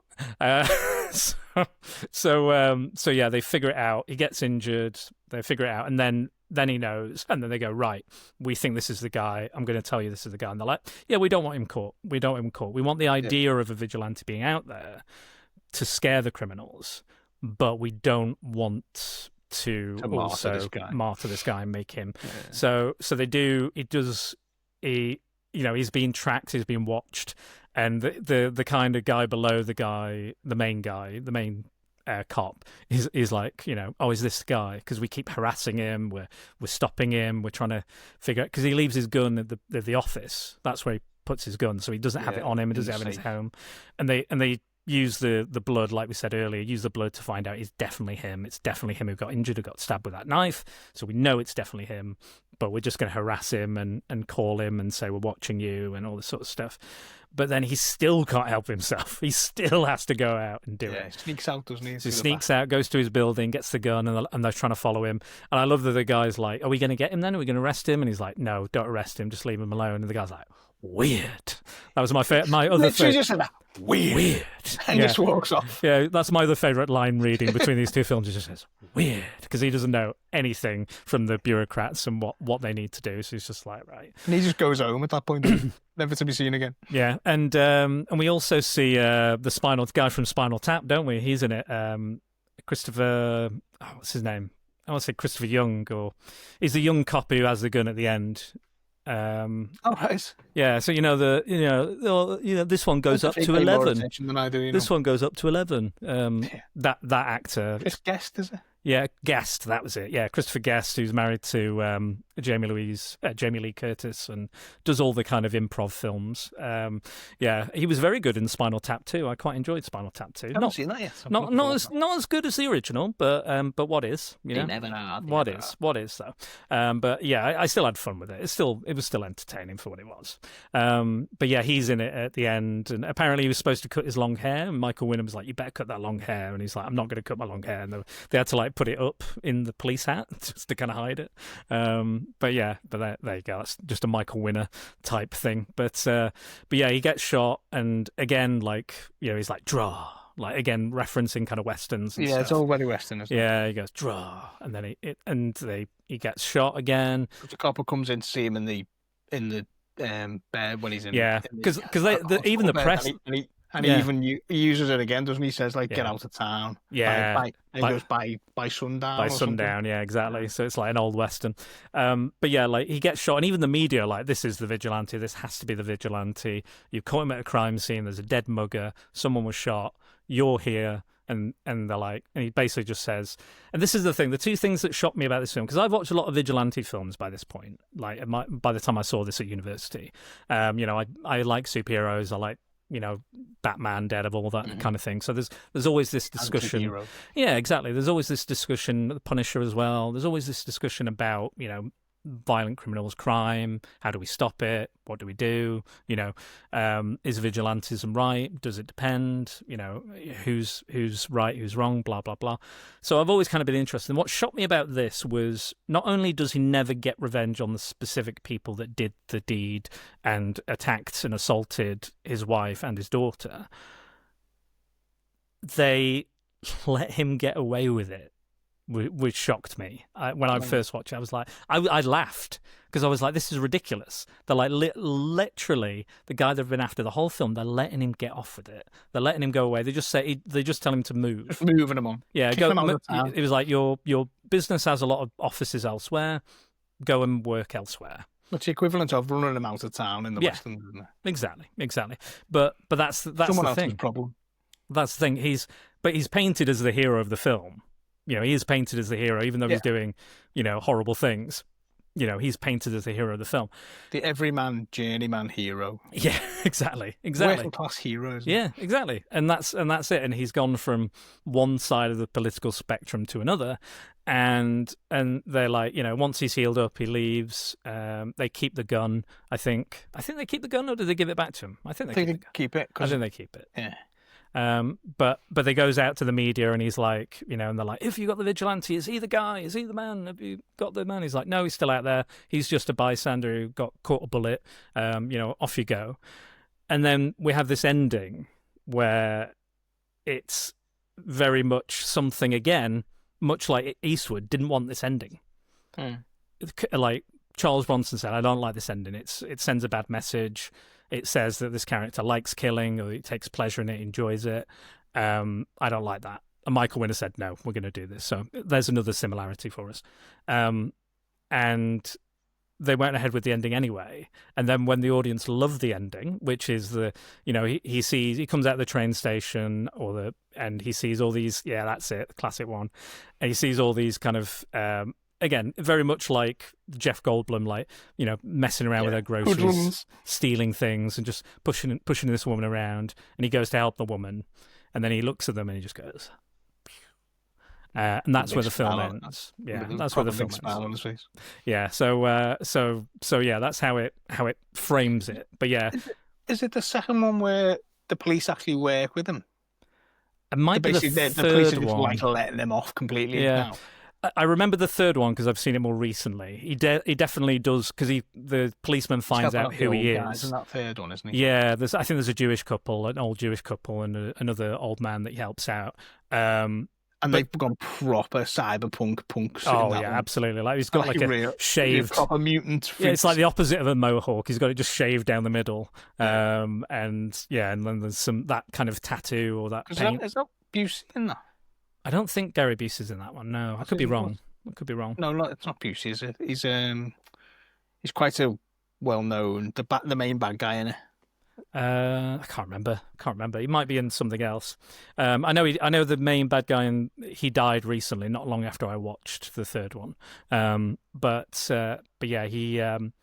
Yeah, it might be the second one as well. Like, I'm really struggling to remember the second one. Again, they're all the same. But I know definitely in the third one he does team up with the cop, because he finds out who he is and he's like, we need help. We need your help because we're struggling. And I know who you are. I know what you did in New York and wherever. We need you again. But yeah, the second one I'm not so sure. But I think I might continue watching all of these films, just to kind of do the full series of both, just to see where they end up and what my feelings are on them. But yeah, anything else we want to say about Death Wish we haven't mentioned? Yeah, there's a little guy who. Oh, the paper. The guy who sells the paper. Paper. Yeah, little person. Stall.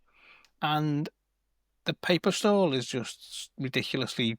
There's stuff up on regular size. It's a regular size stall, isn't it? Yeah, it's a regular. The stuff up, and I was wondering what was going on there. Yeah, yeah, that was strange. One of the things I know.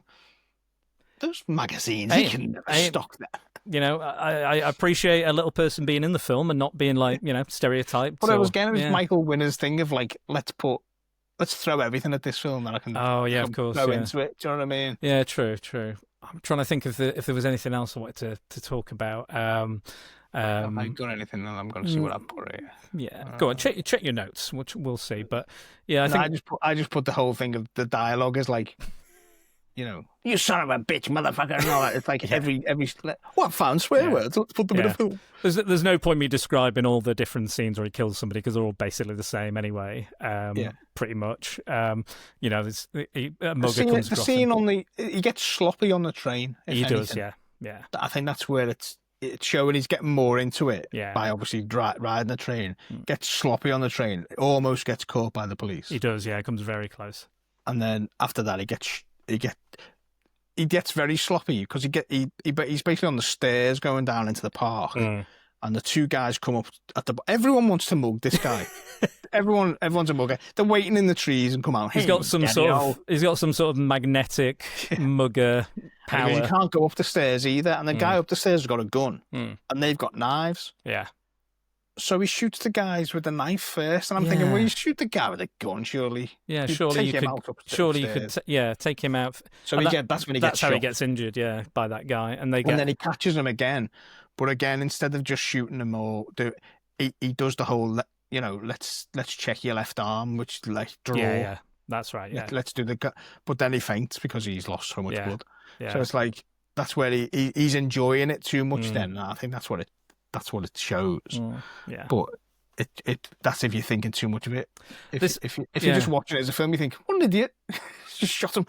This is what I wanted to mention, actually. The writer of the book really didn't like this film. He thought it was pro-vigilantism. He thought it was kind of had very problematic politics, like a lot of the reviewers did at the time as well. And he made a sequel called Death Sentence, which was again very much like, no, you didn't get the point of that first book, so I'm going to hammer home the point of that this is a bad thing. I think it's like the writer of Dune, I think, did that with his like third book or second book, the following book, because he was like, this power is never good. This character is not going to be a good guy, and when I'm not going to show him being a good guy in the following book, just to hammer home the point. and that film got made, but it was not. The sequels to Death Wish are not based on that book. That film got made with Kevin Bacon, and it is very much like the opposite of Death Wish. It's like the exact opposite. Like, he's doing it so much that he actually endangers his family more by being this vigilante. It's really good. I really enjoyed it. I think it's by oh God, what's his name? Guy who did Saw. One of the guys who did Saw. I think he did that. Can't remember the director's name. Did Aquaman? The film remake. Yeah, the James Aquaman. Wan? Yeah, that's it, James Wan. I think James Wan is involved in it, I think. I think he directs it or produced it or something. But yeah, I would check it out. I bought this. I remember buying this. I was at uni. I bought a load of like revenge or vigilante movies, including Dirty Harry, Death Wish. I bought the Brave one with Jodie Foster, Death Sentence, and I think a couple of others. So I was kind of, there was a trend I was kind of visiting, because I was like, what are these ones and how are they depicted? And, because I always like the idea. I've always loved kind of the question. I mean, again, I'm not pro vigilantism. The anti-hero. Yeah, the anti-heroes and the idea and how that plays, and that discussion, how that plays out.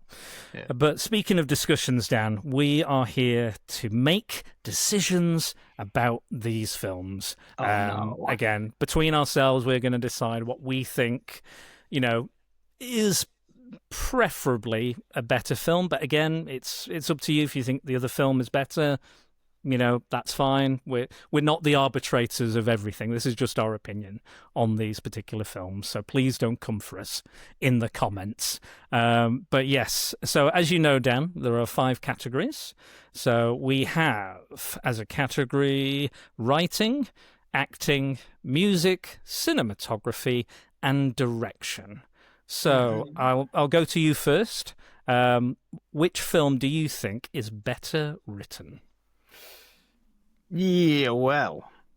Tough one. I'd say they probably both matched.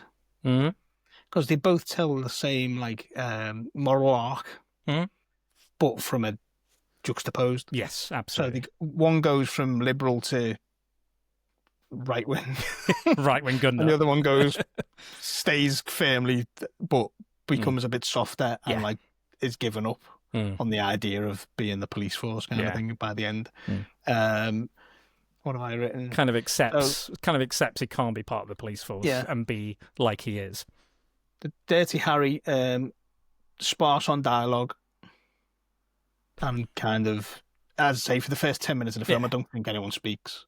There's a lot of long slur laden. Yeah. It goes from no dialogue to only slurs for a little while. It's a taut script, so everything is as a point. Definitely economic. It's definitely economic. It tells a lot of its story by the filmmaking, the shots, the composition of the framing. And they both have the same themes: law, morality, excessive force. And then, but I think they're both very similar. Yeah. There's more dialogue in Death Wish. Sure. So Death Wish is more of an action movie type, or even a Western type, dialogue heavy, and some of it is pretty bad. Yeah. But it's Michael Winner. It's Michael Winner. It is Michael Winner, by the way. Calm down, dear. That fucking horrible guy. Annoying and horrible in many ways. But I think you're right. I think Death Wish definitely is more wants to have that political discussion more so than Dirty Harry does. It wants to go what would you do? How would you do this? How would you approach this? How do you feel? And puts the argument forward for vigilantism to a degree. Goes, you do need to protect yourself. You do need a gun. Have you seen the streets? Have you seen New York? It is really like this. And it wants you to think about that more so than Dirty Harry does. I think Dirty Harry wants to kind of still talk about those topics, but doesn't verbalize it almost. It's for your interpretation, I think, more so than Dirty Harry is definitely more like the classic movie. Yes, yeah, that you could watch anytime kind of thing. Whereas Death Wish is the film whereas if you want to watch that kind of film, you probably even wouldn't want to watch this. No, true, You know what I true. mean? Yeah, you would not go. You go. I want to watch a vigilante movie. You're probably not going to go for the 1974 Death Wish. Dolph Lundgren's Punisher would be a better Yeah, choice. there you go. There you go. Like, yeah, and there's certainly less problematic elements. I do think it does get a little repetitive sometimes as well. The discussions, like the discussions he has with the son. Like, there's that moment with the son where he's like you said, he's painted and he's like, oh, why don't you move? And he's like playing his music really loud. He's enjoying life again because he's started to murder people. And it's like, you've changed, Dad. What's different? Says his son. I got rid of your mum. She's dead. She's dead. and I'm shooting anybody I find. And yeah, so there's definitely more. I mean, there's more dialogue, definitely more dialogue.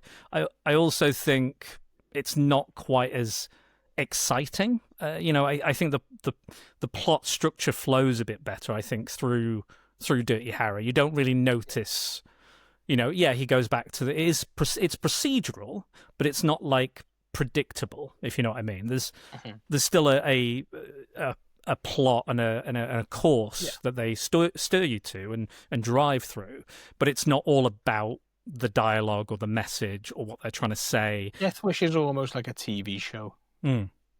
Yes. Whereas Dirty Harry's a proper film. Definitely. I was going to say that. I think we'll get to that a little bit more with the other categories, but I agree with you there. There is something about it that does have that feel, and it's kind of like I think Death Wish is more tell don't show than Dirty Harry is. Dirty Harry is definitely show don't tell. But yeah, again, I don't think it's particularly a bad film. I just don't think it's as well written as Dirty Harry. So I'm going to give it to Dirty Harry, and I imagine you're the same. I'd give it to Dirty Harry.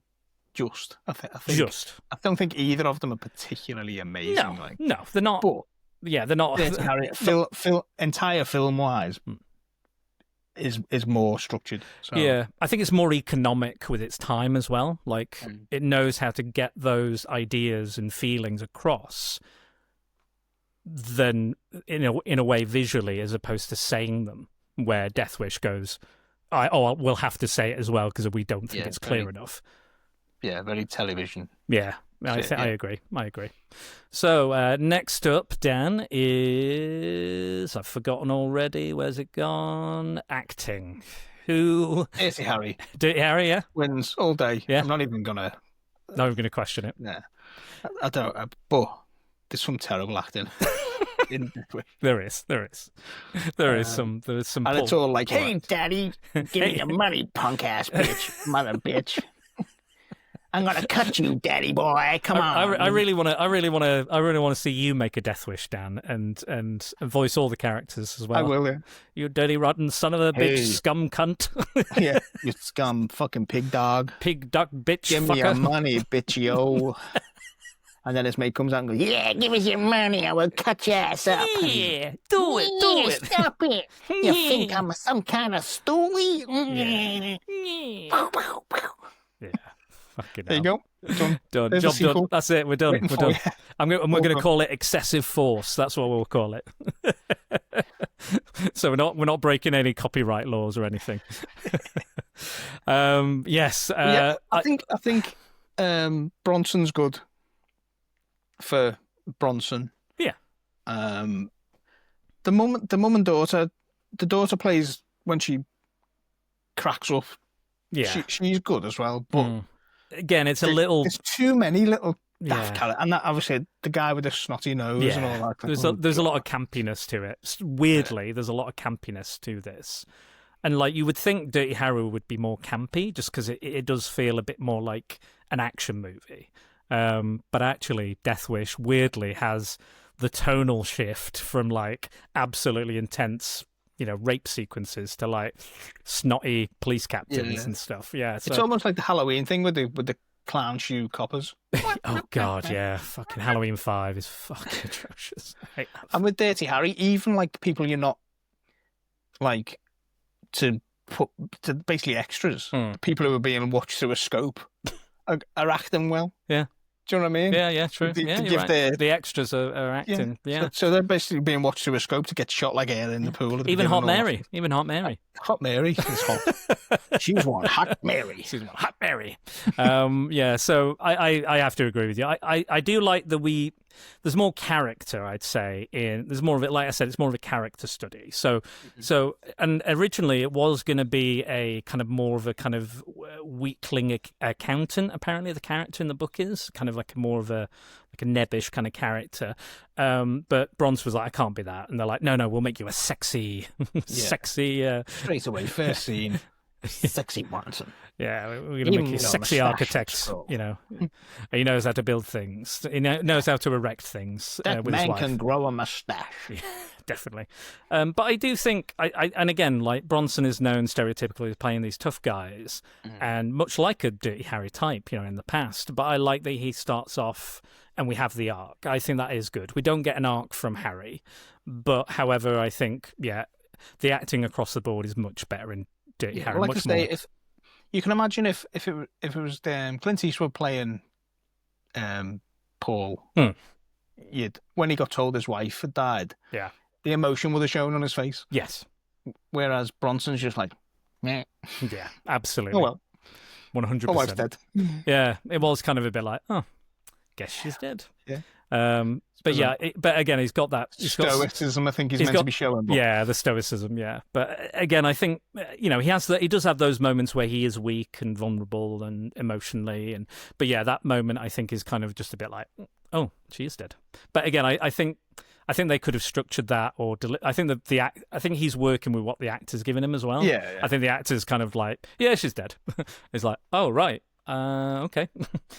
I think I describe acting kind of like a tennis match. You're only as good as the sport and cast in it are crap. They're not great. But there is I think you're only in acting. You're only as good as the kind of like the last serve. Like you have to kind of bounce off what you've been given, which sometimes can be poor, sometimes can be good. But you've got to do your best. And I think in that particular moment, not to defend Bronson or Michael Winner or anybody or that film, but I think he's trying to do what he can given what he's given. But I do think they could have done something else. Like even at the funeral, he's not particularly bothered, is he? Like when they go to the funeral scene, he's like, eh. It's a very flat performance, isn't it? All the way through. It's just like that whole. Yeah. Again, and I think that's probably why they had to do more of the dialogue stuff and say how he's feeling. And it's like, it's like the Star Wars trilogy, the prequels, where he's like, I wish I could wish away my feelings, and all this sort of like, he has to say it because he's not showing it in any other way. We have to, the audience is not smart enough to get it or to understand it or to get, this is coming across. So we're gonna have to say the line to make sure the audience gets it. And again, speaking of poor dialogue, those films are littered with them. But I have to agree. I think Dirty Harry again. Solid Clint Eastwood. It's classic. It's iconic for a reason. That character is, he embodies it. And, and again, the rest of the cast, John Vernon, Andrew Robinson, again, even his performance that is really campy and over the top is still kind of nailed down in the reality of the film itself. It's still, it's crazy because we know he's crazy. And, he's trying to frame Harry and has the guy purposely beat him up and stuff. And, but I think... performance, raises the stakes as well. Exactly. It. So it's like, you see them both playing off each other. Man. Exactly. And I think it works as that kind of double act as well, like the way they, the chemistry between those two actors, Clint and Robinson. I think the, they're on, when they're on camera, you kind of can't take your eyes off them. Do you know what I mean? And the way it's shot as well helps with that, I suppose. Sure. Whereas with Death Wish, you're kind of like, whatever. You know what I mean? True. You could probably look at your phone a lot more times during Death Wish than you would through Dirty Harry. I think I did. But speaking of your favourite part of these films, let's speak about jazz. So, which film had the better jazz music for you? See, they're both good scores, aren't they? I think Dirty Harry just takes it for its experimental. Yeah. Speaking of Spinal Tap, I did feel like these films... Shifrin jazz. Yeah, I did feel like these films were like, now a jazz odyssey, kind of thing. And I feel like Death Wish has kind of... some like I know that it's grim as fuck. Yeah, it's dirty. It's sleazier, dark New York, and like the music's a bit like it is. Yeah, it's kind of it's plinky plonky elevator kind of music. Whereas the Dirty Harry one is cinematic. Yeah, absolutely, it works. I agree that sometimes it doesn't always fit what Dirty Harry's doing at that particular moment. But I do think it's a better score overall. I do think the Death Wish one is a bit plinky plonky sometimes, a little bit. Again, not particularly bad, just not. No, they both work. Yeah. But I think that Death Wish feels like Michael Winner's mate made it. Yeah. I do a bit of music, Michael. Here you go. This will fit. Okay, yeah. It's almost like they like made the music in isolation from the film itself. They were like, I think they both suffer from that though. In part. True. And then they were like, let's just fit it somehow. There's a part in the Dirty Harry one where it's like a bang bang, and then you hear just like this little random bit of guitar, like you just walked into a restaurant. And then it goes bang bang bang again. Yeah. Okay, here we go. Yeah, it's kind of off-putting, but yes. So next up, Dan, is we've both given it to Dirty Harry. So yeah, let's go for the next one. Cinematography. Dirty Harry. Yeah. All day, every day. Lovely angles. I mean, that iconic scene where he's pointing the Magnum, which is the poster. There's just everything about it is. Just shows the expanse of the city, whereas Death Wish, again, Death Wish is more TV show. Yeah, Death Wish is like the Equalizer. Yeah, generally, you could literally see it as an episode. And in fact, the Equalizer is probably based on probably fair point. A long coat type of job. Yeah. But it's like there's nothing wrong with either of them. No, but I think I think Dirty Harry gets across that scope of that city. Whereas Death Wish just goes, oh, look how grimy this isn't dark and stuff, where it doesn't really, there's nothing special about it. No, I agree. It's just very standard, very basic. Again, not bad, but just basic and like the way every 70s thing would have been filmed then, like just that style. And I feel like with Dirty Harry, they are like experimenting, exploring and developing what film, how films can be shot, what we can do with them, how we can... And also, Dirty Harry has a car crash in it where they go through a flower stand into a water spout and it bursts, and so that wins. That's always based always on that. But also, I like the really, like I said, the use of shadow was really good, and especially when they're against the Jesus Saves neon sign, I think is amazing, that sequence. And the. It almost feels like the darkness is encroaching on San Francisco itself, like it's going to eat itself up. Cinematic again, very cinematic. It's the complete opposite with Death Wish. Again, not bad, but it's like again you can enjoy Dirty Harry in the way it looks now. Do you know what budget's difference? I probably think Dirty Harry had a bigger budget, I imagine. I don't know. I haven't checked that. That was one of the things I didn't compare. Not that it's an excuse, but I tell you what, that's got something to do with it. While I talk now, Dan, you look it up. You do that. Because I'm gonna have to get our listener comments up very shortly once we've done this. Do it. The use of shadows. I think the shots again, the shootouts really good at the end. Again, even the throwing of the star at the end looks great, and the way it's shot and edited. San Francisco feels like a character in this film. New York. I feel like Michael Winner's Death Wish could have been filmed in England, probably. If he really wanted to, I think it could have been filmed in England, and they could have just kind of made it work. So it looks like 3.7 for Death Wish, and reported 4 million budget for. Okay, so not right. So not a big difference considering the difference. But again, it's like budgets, how you use them and what you do with that budget. I think because a lack of money, helps boost and bolster creativity. So I think it shows more so in Dirty Harry than it does in Death Wish. Yeah, Death Wish is definitely a winner. Yeah, absolutely. Michael Winner, not a winner. Michael Winner is a fucking Or a loser. winner, then a winner. Fucking loser. Absolutely, 100% a loser. Speaking of directors, the last category. I mean, we know he's... Oh, but Michael Winner is the winner. Brilliant. I'll tell you. Insurance. Yeah, shut up, you fucking horrible prick. Go and die. Go and die. Oh, he's already dead, look. He Look at did. that. Great, good, thanks. So, yes, and... yeah, so for me, it's the same again. Even if I liked Michael Winner's direction in this, even if I liked Michael Winner as a person, taking Michael Winner out of it, if I'm just looking at the direction of Death Wish, I'm still giving it to Dirty Harry. Yeah. Don Siegel's directing is fantastic. And yeah, I put efficient, lean, classic Western storytelling updated for the 70s. Yeah, maintain suspense, moral ambiguity, and like that myth. Yeah. So it's like the man with no name. Yeah, exactly. Yeah, exactly. It's Callahan. And then Death Wish, I just put exploitative because it's it is winner exploitation cinema, isn't it? Yeah, it is. But that's what he was going for. That's what he intended. But yeah, so yeah, there you have it. It's a clean sweep for Dirty Harry. As much as you want to talk about Death Wish, it's a clean sweep for old Harry Callahan. I wanted to talk about the 5 Death Wish films for just how mad they were and how they got worse and more crazy. And then he's the most unluckiest man on earth because I think he goes from... I think his family come back to life about 5 times and then die every time. He gets remarried, she dies. Of course she does. It's all that stuff, everyone dies, and it's like...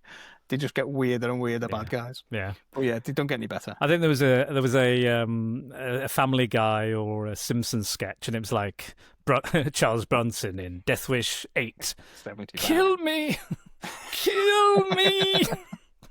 Yeah, because he's so old by that point. Welcome to Coming Attractions. I'm your host, Jay Sherman. Thank you. Tonight we review an aging Charles Bronson in Death Wish 9. I wish I was dead. Hey. That's how you feel when you're watching them as well. Yeah, absolutely. Yeah, I don't know if I want to go that far down that rabbit hole of a podcast. I think I do want to. I remember, is it the Deadpool? Oh yes, yeah.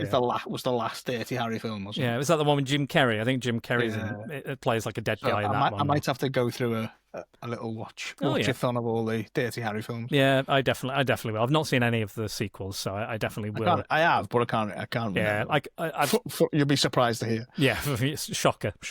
But yeah, I'm going to do the same with Death Wish. I think I'll go through all of them and see what I feel. I'll do some letterbox reviews. So if you want my feelings on the Death Wish films, go over there and read those reviews.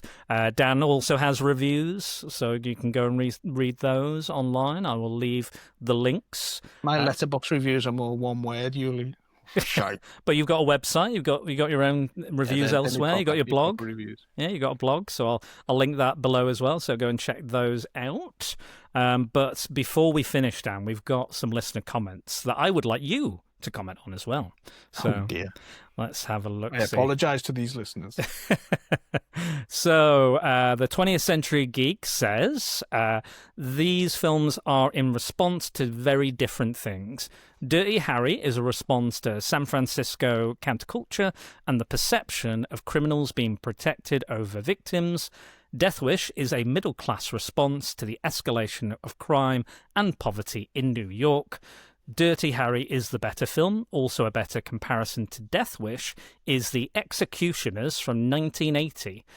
Sounds like something I should write about. So he's currently writing a book on action movies. So I'm sure that will be maybe a chapter in that book, or it might be a different book perhaps. What do you think to that? Right. Yeah. Yeah. Dirty Harry was about police power, Miranda rights. Yeah. So they mention it gets mentioned in the thing, doesn't it? Yeah, absolutely. Backlash against liberals, the soft on crime approach. So like he was the antithesis of that, wasn't he? Absolutely. And Death Wish is about like the middle class. It's almost like the satanic panic. Yeah, absolutely. But it was the middle class thinking, oh, all these oiks are going to come into our homes and ravage us. You know what I mean? And he was like playing up on those fears. Having that. Yeah. So. Yeah, but again, films are reflective of the times they were in, and again, we've gone West Coast and East Coast in this podcast, so yeah, they're bound to be quite different. So I Am Jack's Musing says, Dirty Harry has lost none of its punch despite being 50 plus years old. It's like a whole season of True Detective rolled into one 102-minute movie. Superb.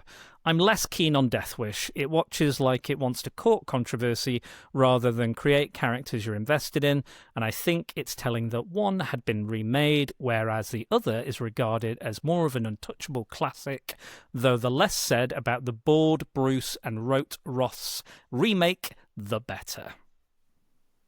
So, yeah. Another person who agrees with us and who I agree with. Absolutely, yeah. I think Death Wish is definitely more about the messaging. It's an exploitation film, yeah. It's just violence for. I want to make a film where I shoot loads of people. Yeah, absolutely. Yeah. Well, that was what Bronson said famously. He said he was like, "Oh, I enjoyed working with you, Michael. What are we going to do next?" And he's like, "Oh, well, I've got this film about a man who shoots muggers." And he's like, "I'd like to do that. What do you mean, the film?" And he's like, "No, shoot muggers." So okay then. Whatever you say, Mr. Bronson. Whatever you say. So yes, another good point. Thank you for that, Jack. And then Math says, do you feel lucky? Well, do you, punk? Dirty Harry, a classic. Like Jack said, it's been a few years since I've seen it, but I'm sure it's still held up. I love to me, anyway, that Callahan is just a cowboy brought into the 70s with a film like that. I don't think we would have got any films like Lethal Weapon or Beverly Hills Cop. I think I've only seen Death Wish and the others a couple of times, but can't say it really stuck in my memory. But what I did remember with its high death count, then there was a remake, which seems a bit of a damp squid with only a handful of kills. However, looking now at the body count, there are only 11 people in the first film, 15 in the second. However, Death Wish 3 ups the ante and has 82. Yes. Death Wish 4 has 64. And then in Death Wish 5, he takes it easy with only 12 kills, and with the remake with Bruce Willis having 14. And he says, you don't have to use all this if you'd rather not. No, I'd used every statistic you gave me. So I'm glad. I should have looked those up myself personally, but I'm glad that you looked those up, Math. And then my boss, any comments on that, Dan, before I go on to the final comment? No, Death Wish 3 got to mention. That's all. That's all you're here for. As long as Death Wish 3 gets mentioned. Seminal classic. Okay, so my boss, Derek Esoteric, he says, here's what I think, Dan. Clint Eastwood never actually says, go ahead, punk, make my day. Not a lot of people know that. So yeah, originally, I can't remember the exact wording of it, but it's not correct, but people misquote it all the time. But actually, it was loads longer originally before the script was rewritten by, I think it was John Milius, actually, who passed away recently. I think he rewrote the script, the final script. But it was a huge like monologue almost, just kind of reiterating the same point, like he's going to kill him. But I think they condensed it just to the right amount for this script and for the needs of the film. Yeah, it's just a do you feel lucky punk, isn't it? Yeah. It's the famous. Yeah, you hear that and you pretty much. I think a lot of quotes from stuff it's misquoted. People who do impressions. It's impressionists make up a little thing, and then people remember that as actually something people have said. And the impression of the person itself can also, play with your memory as well. But yeah, the parodies, like we said, like Dirty Harry's been parodied and Death Wish has been parodied, so many times. So yeah, it's no doubt that people misremember stuff like this. But yeah, he says, interesting that none of the criminals carried guns. Fast forward 41 years and think about that, you gun lobbyist nut jobs. There are criminals in both films. But they all use guns. Yeah, but there's both. He's a sniper. You're wrong, Derek. You're wrong. You're a bit wrong on that one. Because he does get shot, so he can't get shot without a gun, can he, Derek? Most of them carry knives, which will be your street Derek's a proper fucking liberal, though. He just remembers nobody had a gun. Proper liberal. Yeah. Yeah. Didn't invent guns Yeah. till the 90s. No, I'm only joking, Derek. But no, We love you, Derek. You'll miss. I think he watched these back to back as well, so he's probably combining the two again. It affects the brain. It's affected me. It's affected Dan. It's clearly affected you as well. So yeah, don't worry about it. We've confused the feature films, the films, both of these films. So yeah, I wouldn't worry too much. But yeah, he says if the NYPD spent less time arresting hookers, they might have more luck tackling the muggers. Yeah, but they wouldn't have as much fun, would they? Yeah, I mean, there's probably one in there called Hot Mary as well in Death Wish as well. It's definitely a Hot Mary in the bunch. He's just bothering Hot Mary and her boyfriend. And then he says, and then he says, as a general point, why is Clint's gun much bigger than Bronson's? Feel free to insert your own knob-related gag. He says, I love Dirty Harry. I didn't love Death Wish. The former felt like entertainment. The latter felt like propaganda. Great soundtracks on both, though. So there you go. Yeah, a lot of everyone seems to have similar feelings, similar opinions to our own. Yeah. I do love Death Wish, though. Death Wish is good. Yeah. I still like it. I still enjoy it. I don't think it's a bad film. I just think it's in these particular categories, it is not as good as Dirty Harry. And again, I think Dirty Harry has more rewatchability. I think you can stick Dirty Harry on and still enjoy it. I think Death Wish, you kind of have to be in a specific mood. Dirty Harry versus Death Wish is like UFC 1, where they put a 400-pound sumo against a little, like a little person, a newspaper seller. Yeah, just score. There you go. But yes, Dan, speaking of all the other stuff you're doing, you've got your blog, you're doing photography, you're working on some more films, I believe, as well, and some other stuff got going on. Tell us what you're doing. It's all going on. But tell us what it is you're doing. So, photography, do behind-the-scenes photography on a couple of films. Real, which is a slasher being made by a local young lady who's it's based on her thesis, which is a long thing about feminism and the slasher movie and things. Nice. There is a title. I can't remember the full title of it. Don't worry. But that's it. That's on. If you go on Instagram, there's Real. She's just released the little teaser trailer. Oh, today. Perfect. I'll link it. So that's still being shot. And there's another one by called No Gentle Good Night I'm working on at the moment, which is a revenge thriller. Nice. All set in Runcorn and using local businesses and things like that. Nice. So that's all, and local talent. So amazing. That's good as well. That's on. You can find that on Sunny Runny Films. Sunny Runny, because it's sunny and runny. So Sunny Runny Films on Facebook and No Gentle Good Night on Facebook as well. Both got their own pages. Perfect. And I'm just doing the general photography stuff. Yeah. The blog and the reviews and stuff. Blog. Yeah. Film reviews, whatever. Are you still doing conventions? Are you still taking photos of cosplayers? Yes. So of course you are. Events and cosplayers. Hopefully do For the Love of Horror. Is this weekend. Well, it won't be. It'll be gone by the time this. You're gonna meet up with John again? Yeah. I was dressed. He didn't realise he had a selfie with me, but it was because I was dressed as Bob the Ghost for Halloween, so he didn't realise. Secret selfie. So yeah, but I'll still do this face behind. Yes. Underneath the classic, absolutely. my classic miserable face. Yeah. But yeah. So yeah.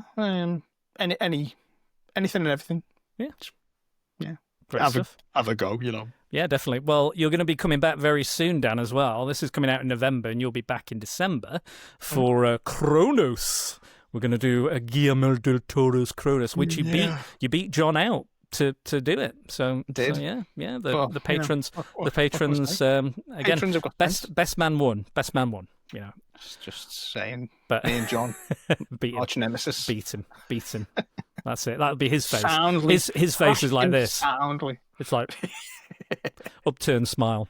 But yes, no, you thrashed him. But not to worry. Sorry, John will be you on. can come on with us if you want, and we can all talk about it. It's fine. He's going to be on the following December, so I'm going to hold on to the film that I chose for him. What's he going to be doing? Day of the Beast. So he'll get something good, and I'll just get something weird. Maybe not. We'll see what we think. I mean, you loved that Halloween one we did last time. I just loved watching anything. Yeah, true. You know, that's the ideal thing for me. I think you can just go, watch this, and I'll go, all right. Let's go. Even Caligula. Brazilian fart porn. I knew you'd bring it up. I had to get in there. Got to fit it in. Got to fit the Brazilian fart porn in there somehow. Brazilian fart porn, folks. Go back and listen to our Caligula for the origin of that. Yeah. Caligula. God, Caligula. We should do another Caligula film. There's a few of them out there. I'm not watching that 3-hour normal version with no porn in it. I might make some other podcast. Maybe watch Caligula. Yeah, we'll see what version they watch, but maybe I'll force them to do it as well. Be a way for me to promote our podcast about it as well. So yeah, that might happen. But yes, before I go, you can find me at spiderdanandthesecretboars.com, and you can find all of my stuff there while I'm doing all of the things. And I'd like to thank all of my patrons. So I'd like to thank Tony Farina, I Am Jack's Musings, Simon Cotton, Paul Mellon, Mike Burton, Angry Andy, Tonya Todd, Math, Scott Hodgson, Ria Carrigan, Sarah Coyne, and now Pete Walton. Thank you for joining, Pete. Really appreciate you. Gave me some very kind words while I was having a mental health break, so I really do appreciate that. And thank you for jumping on board again and being part of the team. I did offer him a free membership and he turned it down. He's an honourable man. What a good man. What a good man he is. And thank you for your continuing donations. It is very much appreciated and helps Prattle World keep on turning. And if you're ever in the position, find yourself in a position to help the podcast, please consider it. If not, consider leaving a review, a comment, or sharing on social media. But yes, we've run a little long, Dan, but I don't mind. It's not like us. Yeah, I know, right? We're not ramblers or prattlers. People must always prepare for prattle when joining us on these podcasts. But we've done the video version as well, so you get a full video version coming to YouTube with our handsome mugs on, talking all sorts. There's a lot of stuff I'm not going to put on the images of these like films. A ghost on it. You look like a haunted. You're like haunted. That meme where they go, "That's a ghost over your shoulder." That's me daughter. That'd be me. And yes, my head really is a strange shape, so don't worry about that. Same here. But yeah, thank you guys. Hope you've enjoyed this. That's why I stay behind the camera normally. That's why we don't usually record this, but Dan has very kindly let me record him in all of his shiny, ghostly glory. But yeah, you're going to make sure you tune in for the next podcast, because we're going back to the 70s and early 80s. We are looking at Watership Down versus the Plague Dog. So guess what? We're doing more animal cruelty, guys. We're doing more of it. We've done a lot of it this year. We're going to do more. So yeah, not my pick. But we're gonna tackle those. So yeah, just be warned with those as well. If you're going into them, know what you're going into. There will be warnings on these podcasts, including this one, about what the films entail. Watership Down's for the kids. One for the kids. Yeah. It's for kids. Very much enjoyable. Put it on at Easter time. Put it on Easter Sunday. Perfect time to put it on. Yeah. Channel 5 used to do that, and it always used to make me laugh. Always used to make me laugh. They did it twice in 2 years, and the people they got complaints both times. I'm like, what are you doing? Whose weird sick joke is this to keep putting it on? I applaud you. I think it's funny. I applaud it. But yes, so yes, we're going to have some Watership downtime. We're going to end the podcast there. Thank you, Dan. This has been amazing. Really appreciate the time and your discussion and your feelings on Death Wish in general. Pleasure as always, darling. Yes, it's good. But yeah, you will be back very, very soon. And as always, guys, prepare for Prattle.